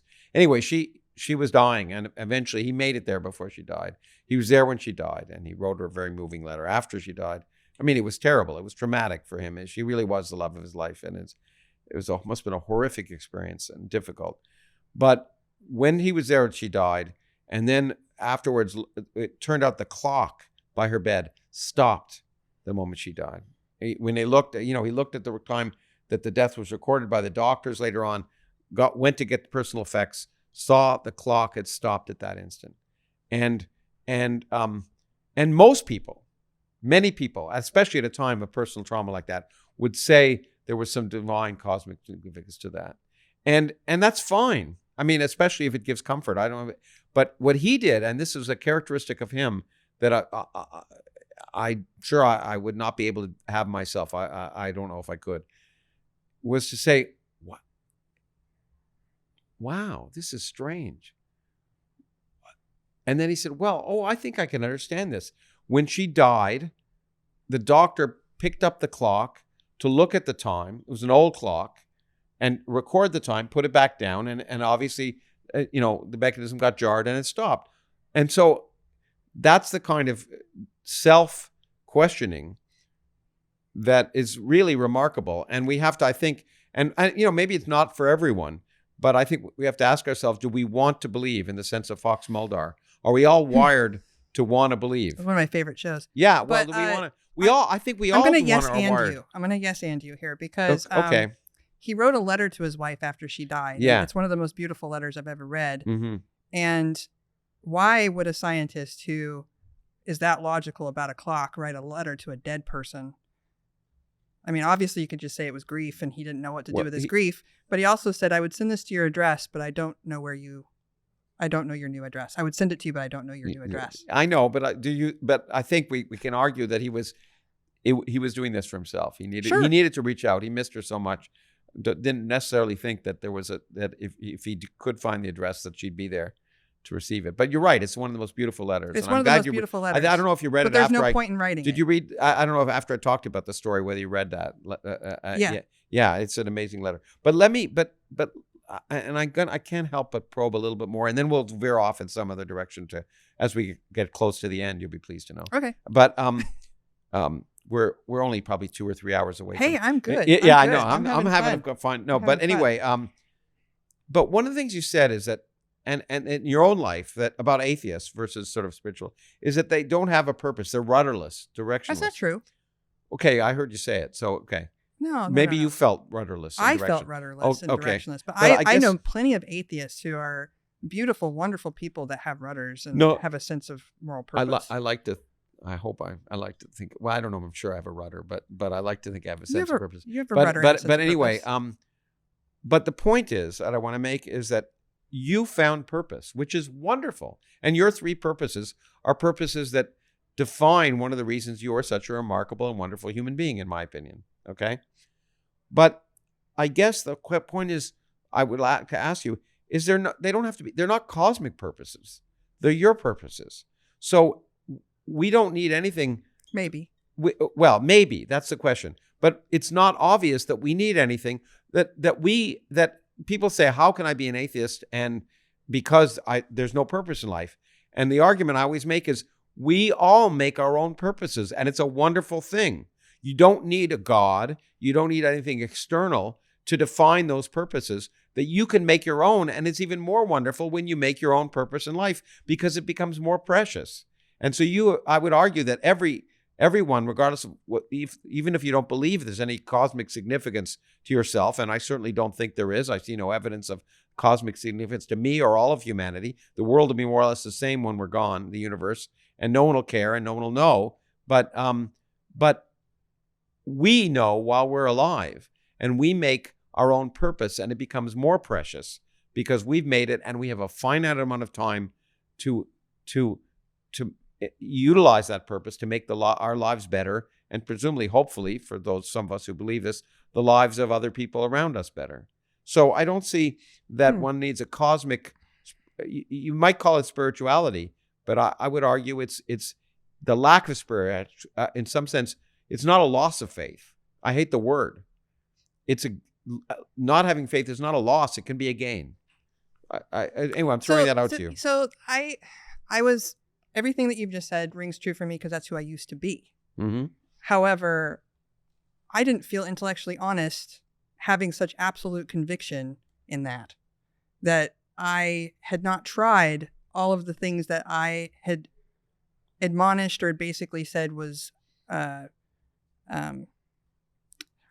I vilified even. Yeah. Because I vilified people who I called them charlatans. Okay. I was one of those people that said, there's no truth to things that I couldn't possibly know if there was no truth to them, because I actually hadn't tried or actually explored them. And this stuff has not been, for the most part, because it's ridiculed, scientifically verified.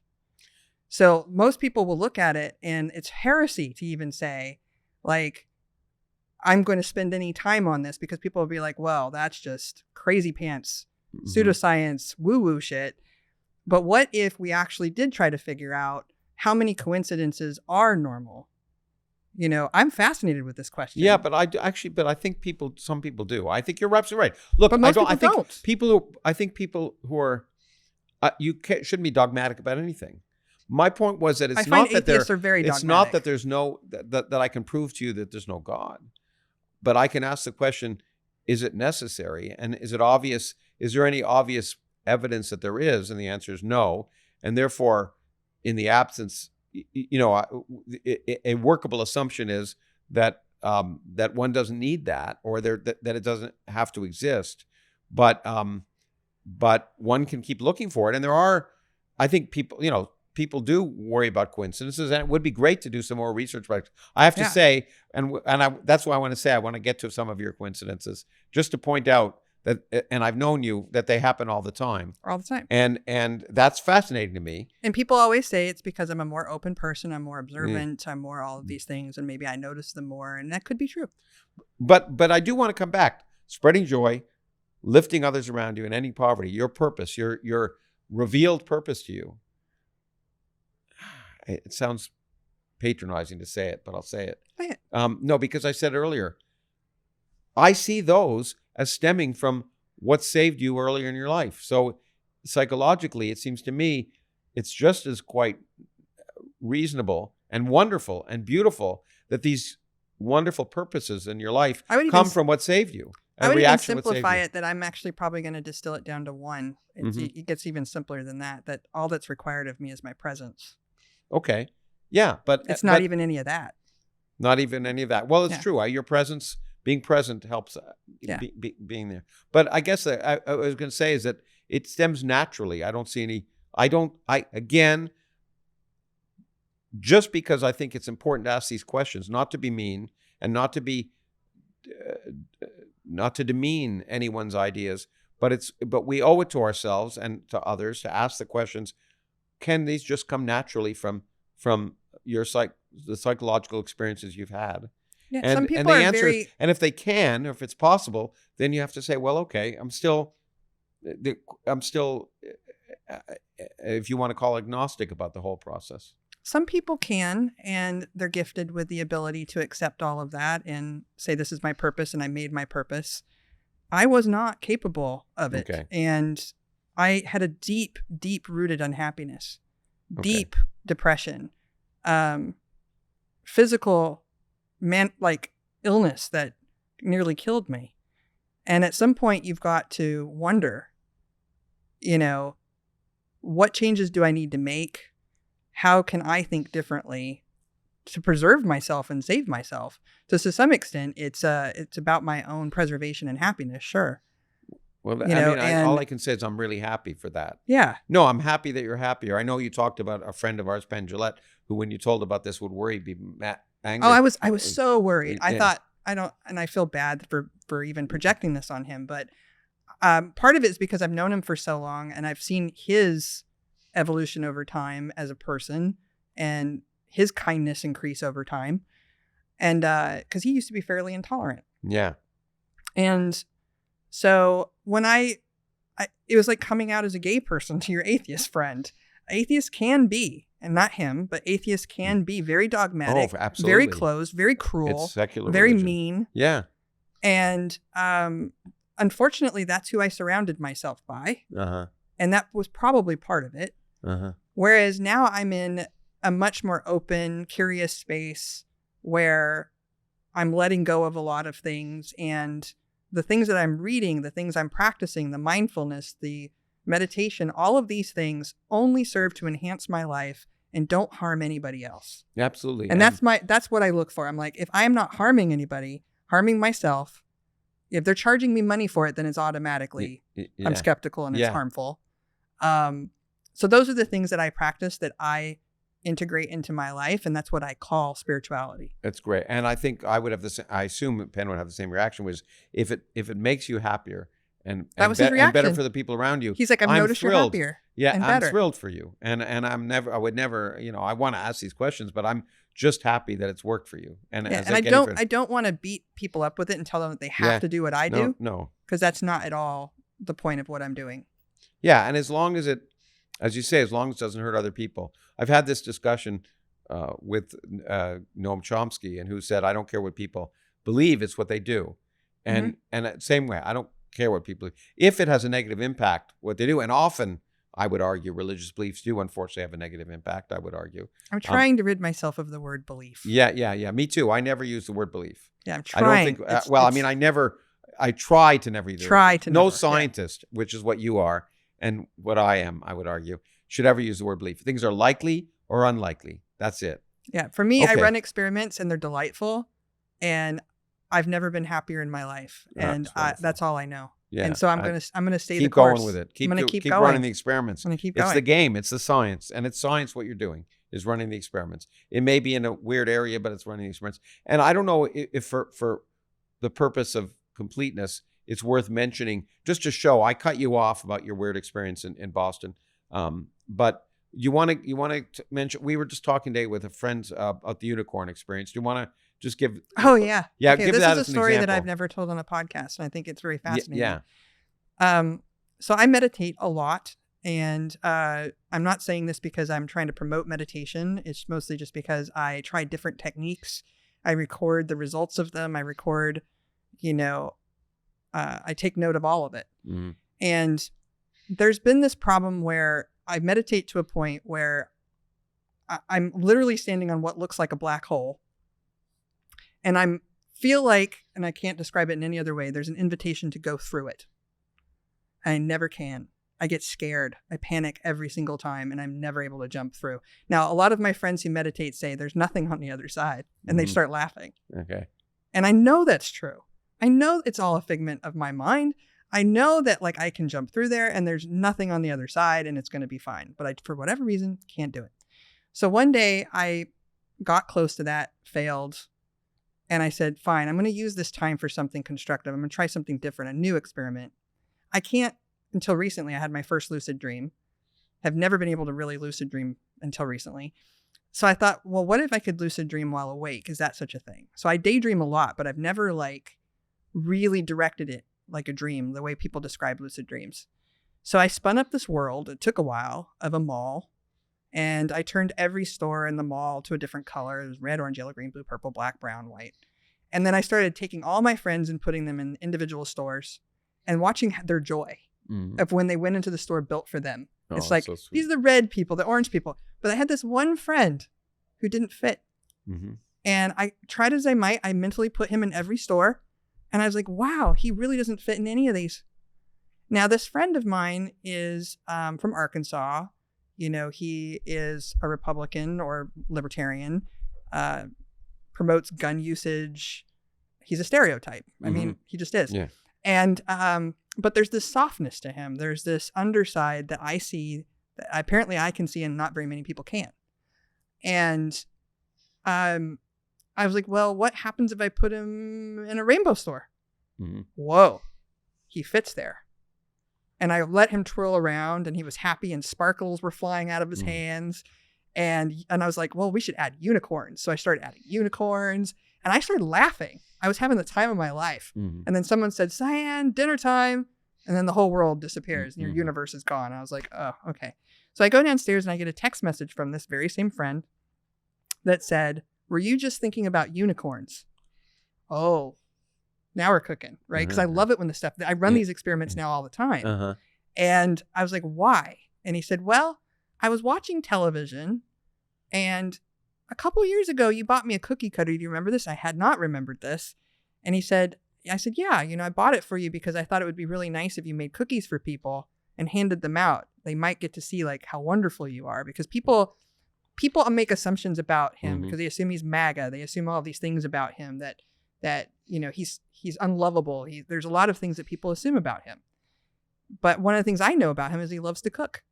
So this cookie cutter was a unicorn. And he said, I thought it was a crazy gift. I put it up on a shelf. I'd never used it, never made any cookies. It's still in its package, but it shot off from the shelf and landed on my feet. Today, at that instant. That instant. And he said, and I thought to myself, that's weird. Because there was no earthquake. He checked. There's no construction going on outside. He has no fan. He went through the checklist. And he said, the only thing that I can think of is Cyan is into this woo. And I always say woo, not woo-woo. One woo. Never go full woo-woo. All I could think of is that maybe you thought of something. And I don't know why I thought of that, but I just sent you this text message. And I said, I happened to be, and I told him what I was doing. Now, again, coincidence. Who knows? It's remarkable. I've repeated it again and again and again. And it's very hard to spin up a world that you can sustain for a period of time that has lots of interactive parts. That's a daydream. That's like a movie. Yeah. It's not easy. Some people, it comes to them very easily. For me, it does not. But I have been able to see, as long as somebody's observant. So this leads me to believe, I hate to use that word, suspect. Yeah. That maybe there's something about how people are connected that we don't understand, that science will someday explain. But we should be open-minded about it. We should at least be curious about it and try to understand what that is. Yeah, absolutely. And so I think that's a great example of hey, there's something strange. I also love that there's another person involved. There's something strange you're going to call. Because there's one thing that when you experience it, it's another when two people or more experience it. Yeah, absolutely. And you know, and in fact, we know because today associated with this podcast, something really strange happened to me. And I said to my wife, this is Cyan weird. But I like to think that my mentality is to think about how it could, how how physical reality, without being extended, could explain it. I'm now convinced it. I'm not convinced, but it's plausible. How could I be convinced? I don't know. But I found a plausible solution that didn't require anything beyond, the standard stuff. And so, if I can find a plausible argument, to me, that's at least the simple. That's Occam's razor, I guess. Mm-hmm. But and in one of my books, I think Beyond Star Trek, I talked about, we all suspect that maybe there's some way we communicate, and we certainly communicate with pheromones and other, or maybe actually some people say it's overstated pheromone communication, but there's no doubt that there are all sorts of unconscious signals we're giving each other when we communicate. That's true. But the interesting thing is, we have, what I try to say is that if you look at modern science, we have the techniques to be able to detect any kind of communication, electromagnetic or otherwise, across galaxies. So if there were some kind of new signal, given the laws of physics, that was beyond that, it's very difficult to imagine that our modern detectors, who could detect a light bulb on Jupiter or Pluto, would not in some ways be able to detect some physical aspect of exchange of information and therefore energy. That's all I'm saying. But I agree. It really makes no sense to me. It makes no sense to anybody. But it's fascinating, and that kind of, and as you just said, that's one example. I know it happens to you a lot. Sometimes when I'm near you, these strange things happen to me. But I think it maybe well, join the club, because there's many people that it's starting to, the list is getting long. People now call me and tell me their dreams just to see if they're. Yeah, because there's been really strange things now where people dream about me wearing an outfit, and it'll be the outfit that I'm wearing for Halloween. That kind of thing. I go back to Feynman once again in dreams. But anyway, I try to be. Okay, so this was, I want to veer back. I don't know. I was going to say I want to veer back to reality, but this is reality. No, go for it. No, but I want to. There's a few questions I want to ask as we head near the conclusion of things, because I think they're relevant to people, to understanding aspects of, because your experience is given the situation you're in, I think is important for people. You've been canceled. You want to talk a little bit about that experience, about the experience of being canceled, and which time? Well, I know a few times, but namely, I guess more the lessons of why you think it's a concern and why it's inappropriate. Yeah, I've been canceled light. I've not been fully canceled, but the first time was because I started a company called Zivity, which today's sort of spiritual child of it is OnlyFans. Yeah. And when I started this company, it was around the time that MySpace was in its heyday and Facebook had just launched. And people would protest me. So if they found out that I was speaking, they would protest outside. They would do anything they could to get every single one of my talks canceled. They would obstruct everything when it came to promotion of my company. So if I wanted to advertise any place, they would come after me. If I wanted to work at WeWork, for example, and the folks at WeWork wouldn't let me work there. The list just was long and long and long. And that was different because I was running an adult-oriented website. And so I thought it was just isolated to that, and that some people were just kind of oddly crazy about that very specific thing. But when I worked at Founders Fund, and Peter Thiel was my partner, which we didn't cover my period at Founders Fund, that's when there were calls for me to quit working with him, to disassociate from him, that I was guilty by association of just being in his orbit. The biggest thing now, guilt by association. Guilt by association is wrong. It is so incredibly wrong, because you rob people of their individuality. You rob them of their decision-making ability and their kindness and their love. Yeah. Like, when you isolate people and you drive them into the fringes, you are almost creating the very people that you're trying to fight. Because what happens is the far right or the far left says, "Hey, over here, we love you. Come on over here." It's also that you're also denying the fact that people are people, and that whether you like Peter Thiel's politics or not, whether he's creating opportunities for people through his investments, which is why you're interacting with them, is totally separate. Well, and not only that, but what unlawful thing did he do? Yeah, exactly. But even if he did something unlawful that was unrelated to what you were doing, and that you had an experience that was positive for the world related to your interaction with him, we are not responsible for the actions of all the people we know in the world. No, we're not. And we're responsible for our actions and trying to do good, I guess, if we want to say it that way. And if our interactions with them are doing both those things, it doesn't matter whether whether they're good parents, good neighbors, or law-abiding citizens necessarily. I mean, if you know of something happening that's bad and you don't, but that's a different thing. Well, also to make a moment in someone's life, the totality of who they are as a human being is cruel. So sometimes people say something wrong in a moment. Yeah. And in order to get to the right answer, they have to say something wrong out loud and give them space so that you can correct them or give them dialogue or feedback, right? Instead of a life sentence. But unfortunately, we live in a time, and I think the pendulum is starting to swing the other way, but there's still a lot of aftermath of the period of time where people were, I think people are grossly understating how bad it got. Or how bad it still is, I'm afraid. Or how bad it maybe even still be. Yeah, because I'm writing a book on it. And you're writing? Well, the book, I mean, the book you've actually read. And, yes. Yes, anyway, go on. The War on Science. Yeah. Right? Am I allowed to talk about it? Yeah, we can mention it. Yeah. It's a great book. Very sad. Very depressing. Anyway, but the harsh reality of what's going on in the world is this ideology that it predates schools and education systems. It's I've been looking into the roots of it, where it comes from, but it's so pervasive. It went into every institution, including mine. Mm-hmm. And, at first I saw it where university campuses weren't allowing Republicans to speak, and they started throwing milkshakes at them and concrete milkshakes and all these things and attacking them. Mm-hmm. And I remember speaking up about it, and all of my colleagues were like, who cares? Fuck them. Mm-hmm. Fuck the Republicans. They're evil. Mm-hmm. They're demons, like Nazis. And then it just became out of control because it was like, okay, well, if we don't stand up for speech on campuses for these Republicans, then who's next? Yeah, exactly. And that's what free speech is, not to protect the people you like. Exactly. It's you have to protect speech you don't like. And by the way, I've said this before, but it's worth in the context of this, not just because we want to give them the freedom to say what they have, but the really important aspect is that you want to provide you the freedom to find out you were wrong.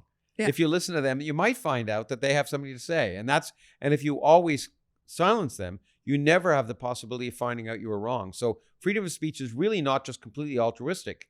It's actually selfish in a way, because you're giving yourself the opportunity to find out you're wrong. Sorry. True. Very true. So when I worked with Peter, I had speaking engagements while I was working with him. Yeah. But the moment that he endorsed Trump and spoke at the RNC, all of my speaking engagements dried up. Mm-hmm. I was okay with it. I mean, I was like, whew, I get a break for a while. Yeah. But at the same time, it was so noticeable. Like, I got disinvited from parties, and there were people who wouldn't shake my hand, and there's people who unfollowed me on Twitter, and people who unfriended me, and people told me that they couldn't even be my friend or couldn't have dinner with me or shit, hug me. And I was like, what is this all about? And it's just like, well, you're friends with Peter.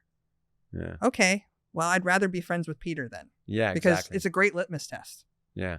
Of someone's heart and how ruthless and unkind they can be, or how fair weather they can be, or have no North Star. I have friends who are communists, and we get along. Yeah. And we love each other, and we disagree deeply about ideology and everything in between. But we have a common mutual respect where we can talk and discuss things and debate things and disagree.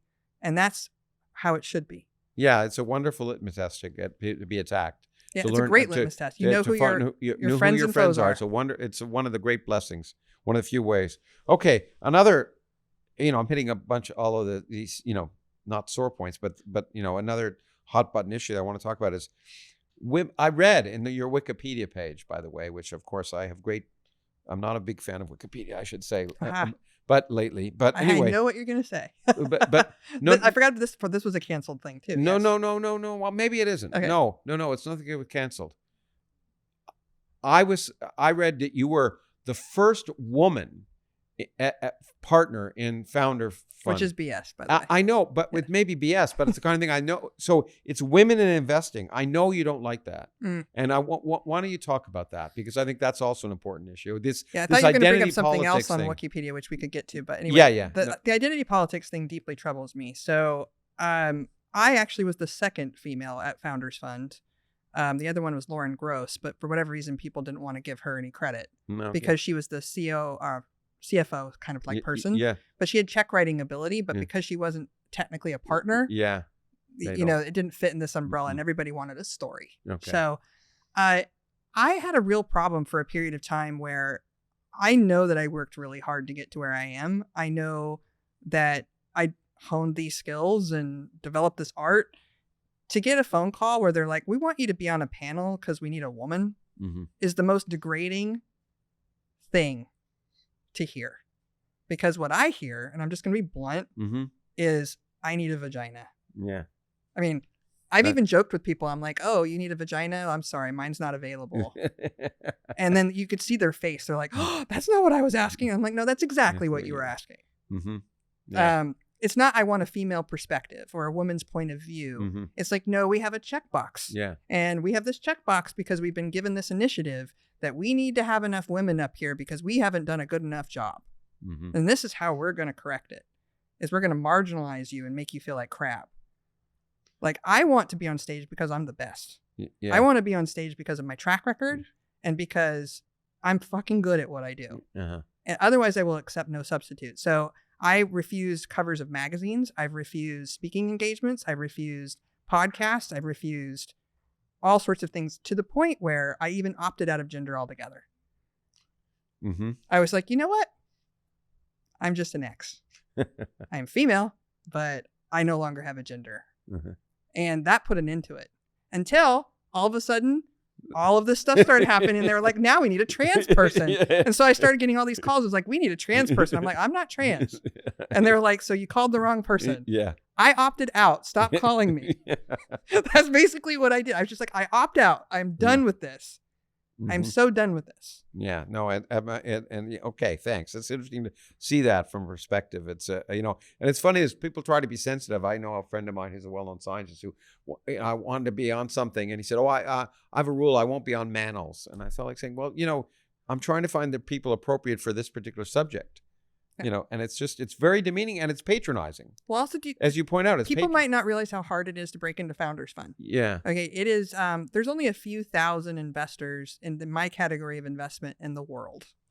And at these firms, it takes sometimes 10 to 15 years for a partner to leave to create an opening for you to join in the first place. I'm again trying to get rid of that word. I trust them when they tell me that they had a short list of names. They wrote a bunch of names on the board, and I'm the one that they wanted. They never once mentioned female. Yeah. They never once mentioned woman, or that we have a criteria. And I don't ever suspect that anyone on that team would do that. And that's the only reason why I joined them is because other firms actually said, oh, we've got these diversity metrics and we need you to join. And I was like, no. Well, and I think you hit the point there. It is ultimately, in my opinion, and I suspect you agree, demeaning and patronizing. So, because if it's that way, there's always an asterisk next to your name. It's like, because you're always going to be questioned. It's always going to be questioned, and it's so the worst thing we do is having these quotas because it ultimately it's maybe seem good at the moment, but it always puts a stigma on the people who are given those positions because you're always going to, even if they deserved it. You'll never. Another one of my favorite stories I ever read was his name is Shelby Steele, I think. Maybe. And he wrote a essay called "The Age of White Guilt," and I was in a dentist office when I read it, and it talked about affirmative action. Yeah. And it was the first time that I'd ever seen anything written about affirmative action that just really made sense, and it changed my life forever. And I realized, like, exceptionalism doesn't come from rolling out red carpets. And he states that very clearly. Okay. Yeah. He is an exceptional person. And he never wanted a door to be opened for him because of some quality he was born with. something of which he had no control. That he had in a no sense. control I mean, over. it's true. We may have ultimately have maybe no free will. We may have no control. Yeah. But the quality of character of something you've done rather Correct. than something that was done for you, or something that you had, you're born in this place of this person, is something we don't get to fill out an application form when we're born, Mhm. as someone pointed out, Woody Allen, I think. But anyway, okay.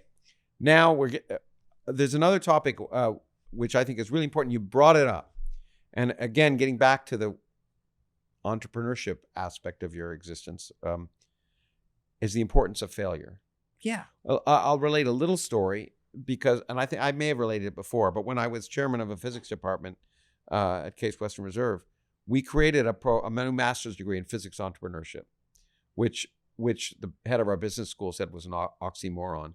But he was completely wrong, because I would argue that scientists are entrepreneurs, because all scientists are, we work on a question. When it turns out it's the wrong question, we ask, what have we learned from that question we can apply to the other thing? That's exactly what entrepreneurship was. But what we didn't know anything. And so we created a seminar for a year. We invited physicists who become business people back to say, what aren't we teaching you?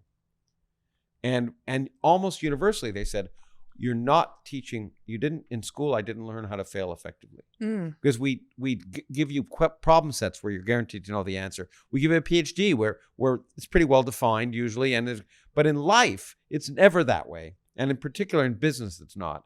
Failure, as you point out, 9 out of 10 times when you're an investment person. But if you're actually the entrepreneur, you've got it. You fail, and you like, okay, but this really didn't work for here, but it can work for that. And we were talking about the fact that in certain places you're penalized for failure. And I think you were talking about China.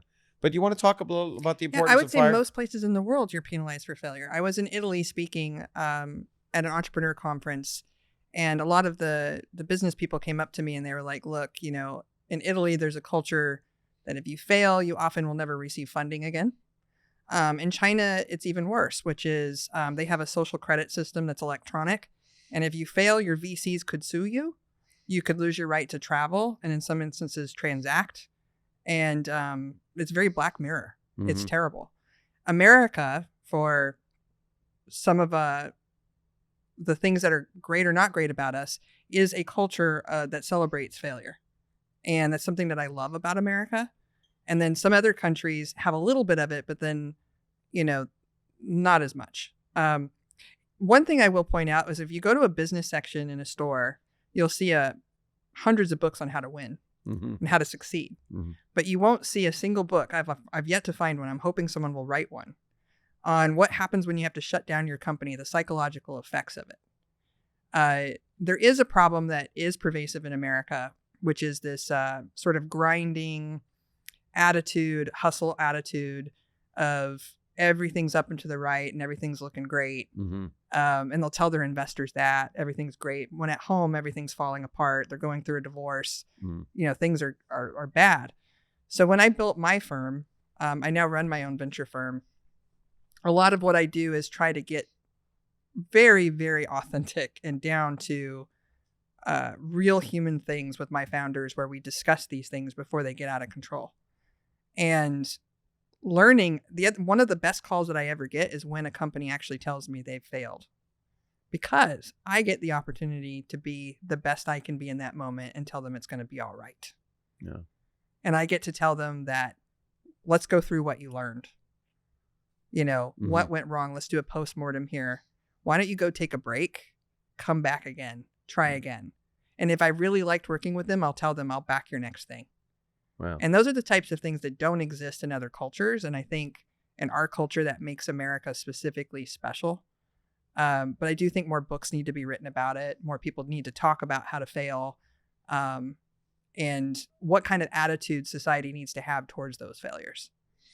I may not just be what makes Americans so special. It may be one of the things that make you so special, I would argue. But Maybe, but I think I'm allowed to do it because I'm in America. Yeah, that's absolutely true. And I think it's a really important point to make, is that if there's one aspect of that culture, it's that that you can fail and succeed, and fail, Mm-hmm. that ultimately, and try again. And now speak to a more optimistic question, and I think it's a really the almost penultimate question, and it is the penultimate question as it turns out. What excites you most about the technological possibilities at the current time? I mean, I hate to ask people to make future predictions, but what are the things that you find most interesting to be thinking about now? And maybe some of them are you can't talk about, but I can talk about. I love talking about this stuff. So, did you finish your question? I'm sorry. No, that was my. No, don't worry. So I don't mind being interrupted. I think that.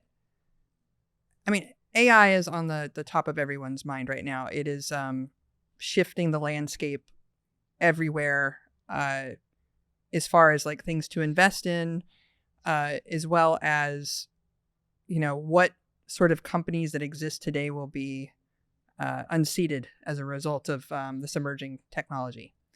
And one of the things I like to think about is one of my favorite books I've ever read is The Diamond Age by Neil Stephenson. I don't know if you've read it. No, I know Neil, but okay. I don't know the book.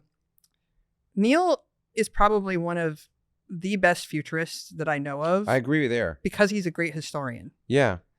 And he hates technology, which makes him extra special. Mm-hmm. But yet he's predicted... The best science fiction, by the way, isn't full of technological mumbo jumbo. Yeah. Yeah, but the interesting thing with him is that he has predicted a number of technological advancements that are pretty remarkable. So in Snow Crash, it was VR and meta. I think the concept of a metaverse even comes from Snow Crash. And then in Diamond Age, it's the concept of an iPad that's intelligent because it has an AI that teaches a little girl.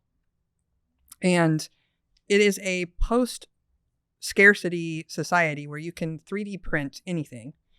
So you might wonder, like, what becomes valuable in this universe, which is handmade items, things that have flaws and imperfections. And so I've been thinking about that a lot, about how Diamond Age is playing out in front of us.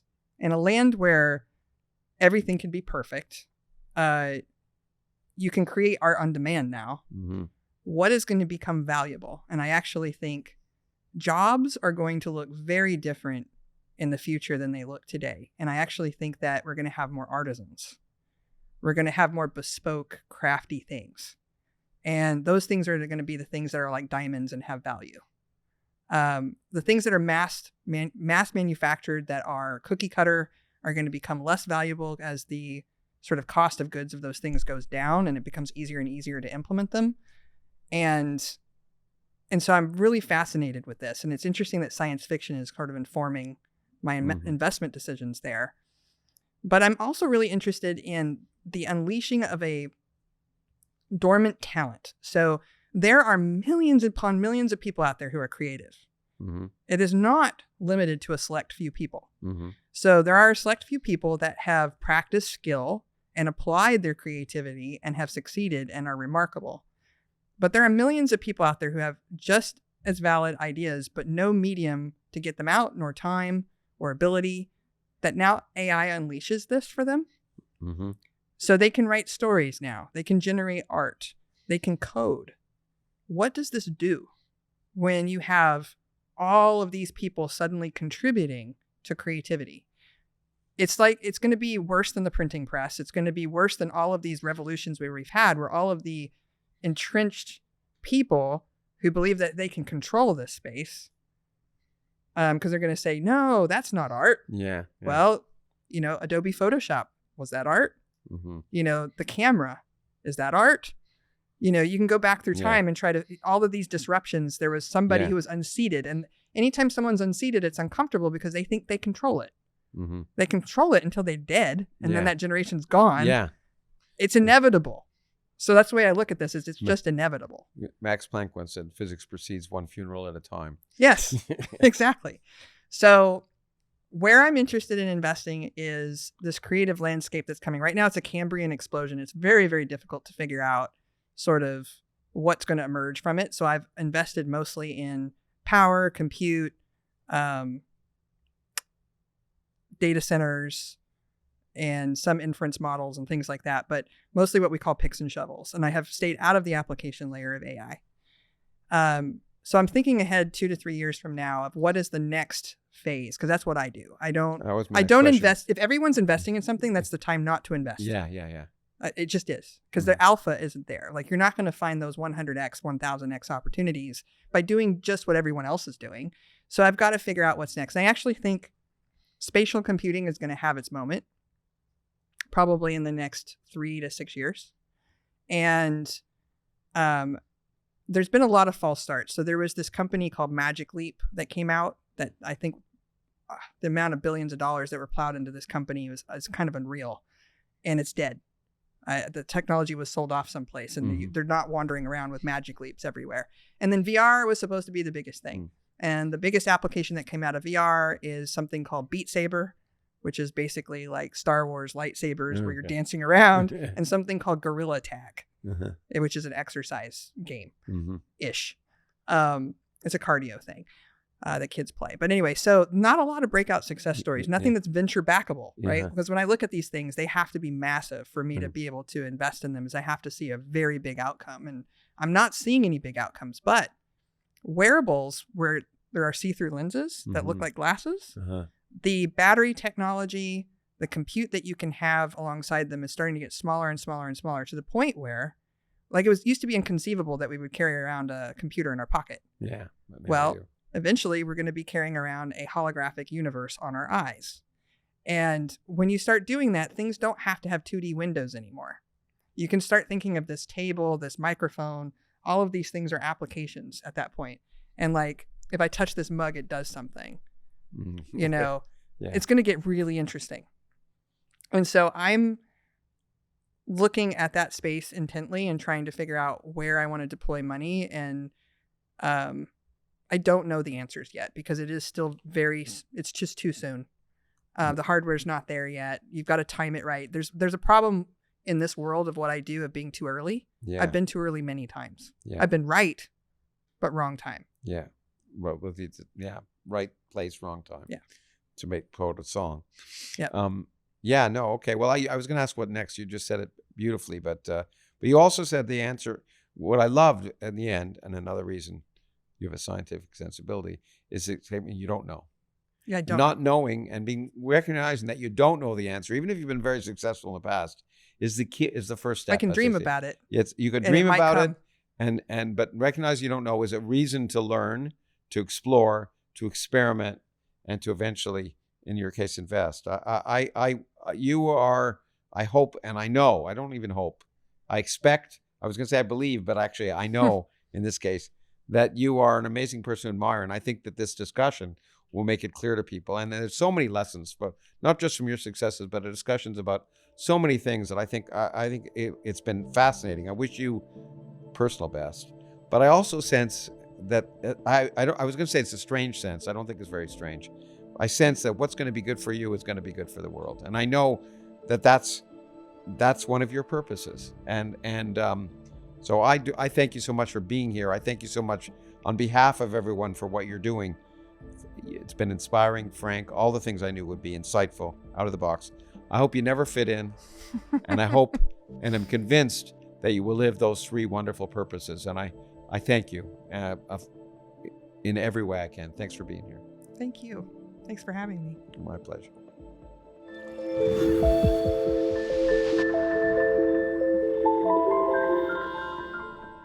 Hi, it's Lawrence again. As the Origins podcast continues to reach millions of people around the world, I just wanted to say thank you. It's because of your support, whether you listen or watch, that we're able to help enrich the perspective of listeners by providing access to the people and ideas that are changing our understanding of ourselves and our world and driving the future of our society in the 21st century.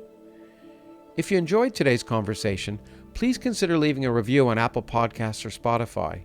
You can also leave us private feedback on our website if you'd like to see any parts of the podcast improved.